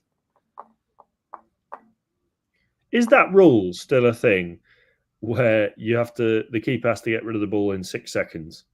Well, yes, but we years ago, I think it was about 10 years ago, Mike, we got cheated like hell. And this ref, we'd had him before and he hated us. And he gave the 6-second rule against our keeper. And I dare say it wasn't even 6 seconds. But that is the only time I've ever seen the 6-second rule come into play. I mean, yeah, Herrera held the ball there for about 23 seconds. Yeah. I don't think in the professional, very, very loose. That's not a foul. Play on. I think the players seem to be, waiting for the whistle almost. Yeah. That's twice in the 5 minutes. I don't know how Malaga's just got a throw in out of that. No. Double substitution coming from Ibiza, and I can only imagine that this is at least one. Cedric coming on. I don't know to win this game really, or if they've had a bit of insight on Castellon that something's going to go wrong up there today, or because I don't know. Would you say that these seem like a second in the league team? No, I'd say if you told me they were playoffs, sort of chasing, I'd be like, yeah, that seems about fair. Yeah, but they've not been brilliant. No, I mean, I think when Malaga went to Camices, that Malaga were the better team that day. Yeah, and it's much to be for them. That were obviously when we saw the Haitam Wonder goal. What a goal that was! Unbelievable.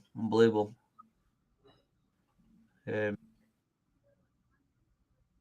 it does look like Malaga are using the heads. We've still got 2 subs in the bank, I think, 1 or 2. But yeah, like what's your thoughts on what Frederick said, Alex, regarding Antiquera? Like, does it happen in Spain much regarding an owner comes with a bit of a dream and no happens, or? I think when you're a club like Antequera, it's always going to be tough because they're a very small club. Small town, isn't it? Right? Like, how do you attract? Small stadium. They could become a Segunda club one day, but doubt they'll ever get to La Liga. No. I said it earlier, I'm still shocked with how Andorra's season's been. I thought last season they did very well in Segunda. They had a bit more investment with the superpower of PK, etc. And they were actually my prediction to go up from Segunda. And I mean, I'll be honest, I haven't had a full eye on Segunda this season. I'm not that bad. I want to see where Malaga are, and I love La Liga, etc. But I think the 4th bottom. They are second bottom. Is he second bottom now? Yeah, they are 6 points off safety. The bottom 4 is Morabieta, Andorra, Alcorcón, and Villarreal B. Well, at least if we do stay in Primera, I'm very sure that we will not get Andorra in our grupo. Yes. Although I think that there's rumours that they're trying to swap it all around again, aren't they? God. I think it's basically going to be a bingo. Like anybody can get anybody. Ibiza corner, 88th minute. Málaga away again. And that is fantastic running from Danny Sanchez. Go on, Danny. Brilliant. Oh. I mean, some big teams down the bottom. Yeah, I think the rumor is again that it's anything between 40 teams. You could all play each other once and all this kind of stuff, and it just don't make sense. I mean, this is the most sane Primera I've seen in years, where you've got a north and a south. That's what you need. It doesn't. It doesn't. It works well. I don't. Yeah, I mean, say for example, next season, how the hell does a Melilla or a San Luqueño, etc., travel to Andorra away? Travel costs, all that lot. It just don't work. Can't work. Yeah. For Malaga, it's hard enough. Never mind the tiny teams like that. Yeah. Especially for Ibiza having to fly to every game. Well, yeah, exactly. I mean, these poor lads after this game's got to fly home to Ibiza and live in Ibiza. And I mean, what do you do in Ibiza? It's a tough life, isn't it? These will all be going out after this, no matter what. Double sub for Malaga. That man Musa is coming on, and it's also Juan Hernandez coming off. We've got Dione, and I think it's going to be Danny Lorenzo. Definitely Dione for Musa. I don't think Musa's going to be playing centre forward. I hope not. I think it's going to be Juan Hernandez, because I'm sure I saw something in Pellicer's press conference that in training, that's something they've been working on. You know, basically anybody to fill the void when Roberto was not there. Yeah. But by the looks, Musa, as predicted, Musa will go directly into that centre half position. The back five again. Yeah. Calm down, lads. Nice. Keep that ball. They can't be too long-handed, really. Not much has happened in terms of stoppage time. Just really start to get nervous. Great work, Malaga. Throw in. Come on, get that board up. Let's see 3 or something. 2, maybe. 2. Probably 4 or 5, won't it, I think? Yeah. 5? See, where they got 5 from? Where has 5 come from? Even Manu Molina, when he was down, he wasn't down for very long. No. I mean, I guess that is that new rule, isn't it? Yeah, I guess. Keep the ball. That's it. Just keep the ball. Even then, that hasn't been enforced properly. No, I mean, the rules in football now, I mean, I take my hat off to anybody who understands any rules in football these days. They've made a simple game very, very complicated. All the blue cards and... it's crazy. Absolutely crazy. I mean, the one where you don't want to upset any fans or anything, but the Liverpool goal yesterday. I didn't see it, but I heard there was a lot of commotion. Yeah, so Liverpool players gone down with head injury, game's been stopped when Callum Hudson-Odoi's got the ball. Fair enough, head injury, but Forest need to get the ball back. What he's done is give it to Liverpool's goalkeeper as a restart. Yeah, it just doesn't add up. But the league, and it could be Forest going down effectively, things like that, and I don't know. That's where I'm. I think VAR is frustrating, but I think it's a necessity, because if you look at, I don't know if you watched Leeds versus Leicester the other week, and Leicester scored that goal. Yeah, make it 2-0. Yeah. And that could affect a team like Ipswich or Southampton. They lose out on millions by not going up to the Premier League, or 100%. Smart play from Malaga. I like it. Yeah, that guy looks like Conor Cody. He does. He does. He does. I've got a small feeling una gitana loca is currently bellowing around La Saleda with the fans bouncing up and down. Go on and get a second. Oh, Juan Hernandez. At this point, I'd take any shot on target because it wastes time. 100%. Yeah, I've seen the other group is very close at the top.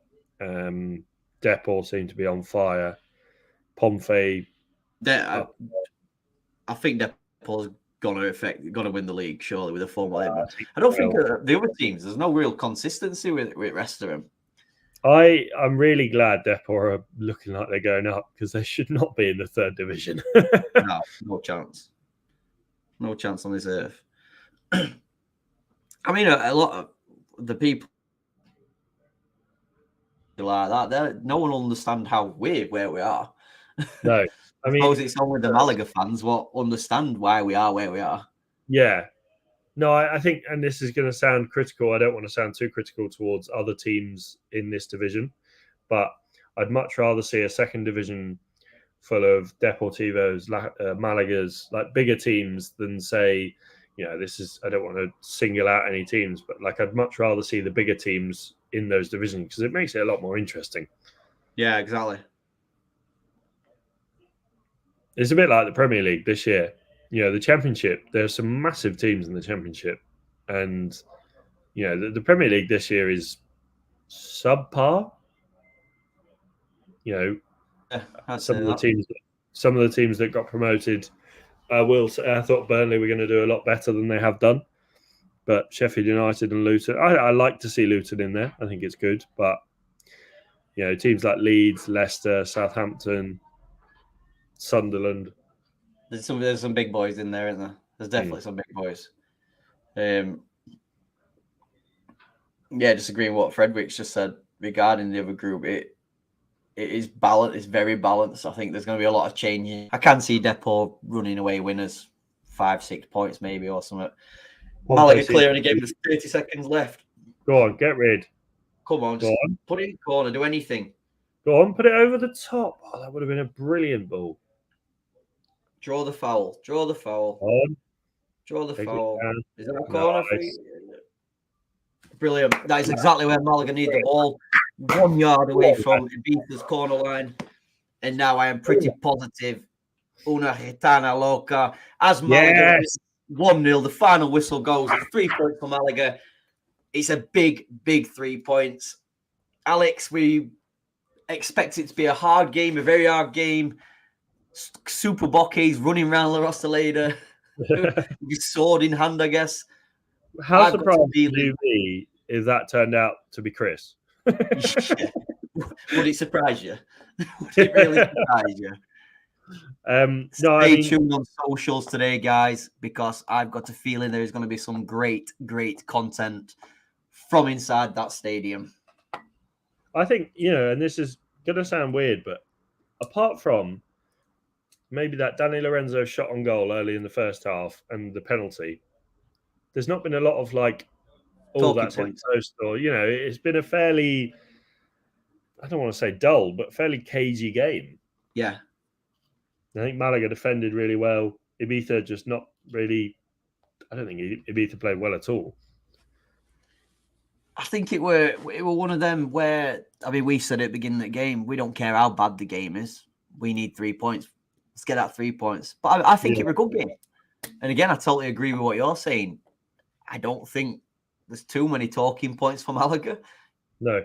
There's definitely no negatives, I don't think. No. But yeah, just a great day to get those 3 points. And yeah, we've all been in Spain. It's 5-2 now. Sun's shining. You've got 3 points in the bag. The guys over there are going to have a hell of a day. I really hope this happens for Ceuta. Yeah, well, that's one thing we really need. Turns out Ibiza took a couple hundred fans, maybe 200 fans or something. Good again, to see. Huelva took loads, didn't they? 1,500 Huelva. Great. We've all been to games where you've had it with the Oval in lower leagues. It makes a game when the away team brings a lot of fans. It's so much better. For the atmosphere, you go to.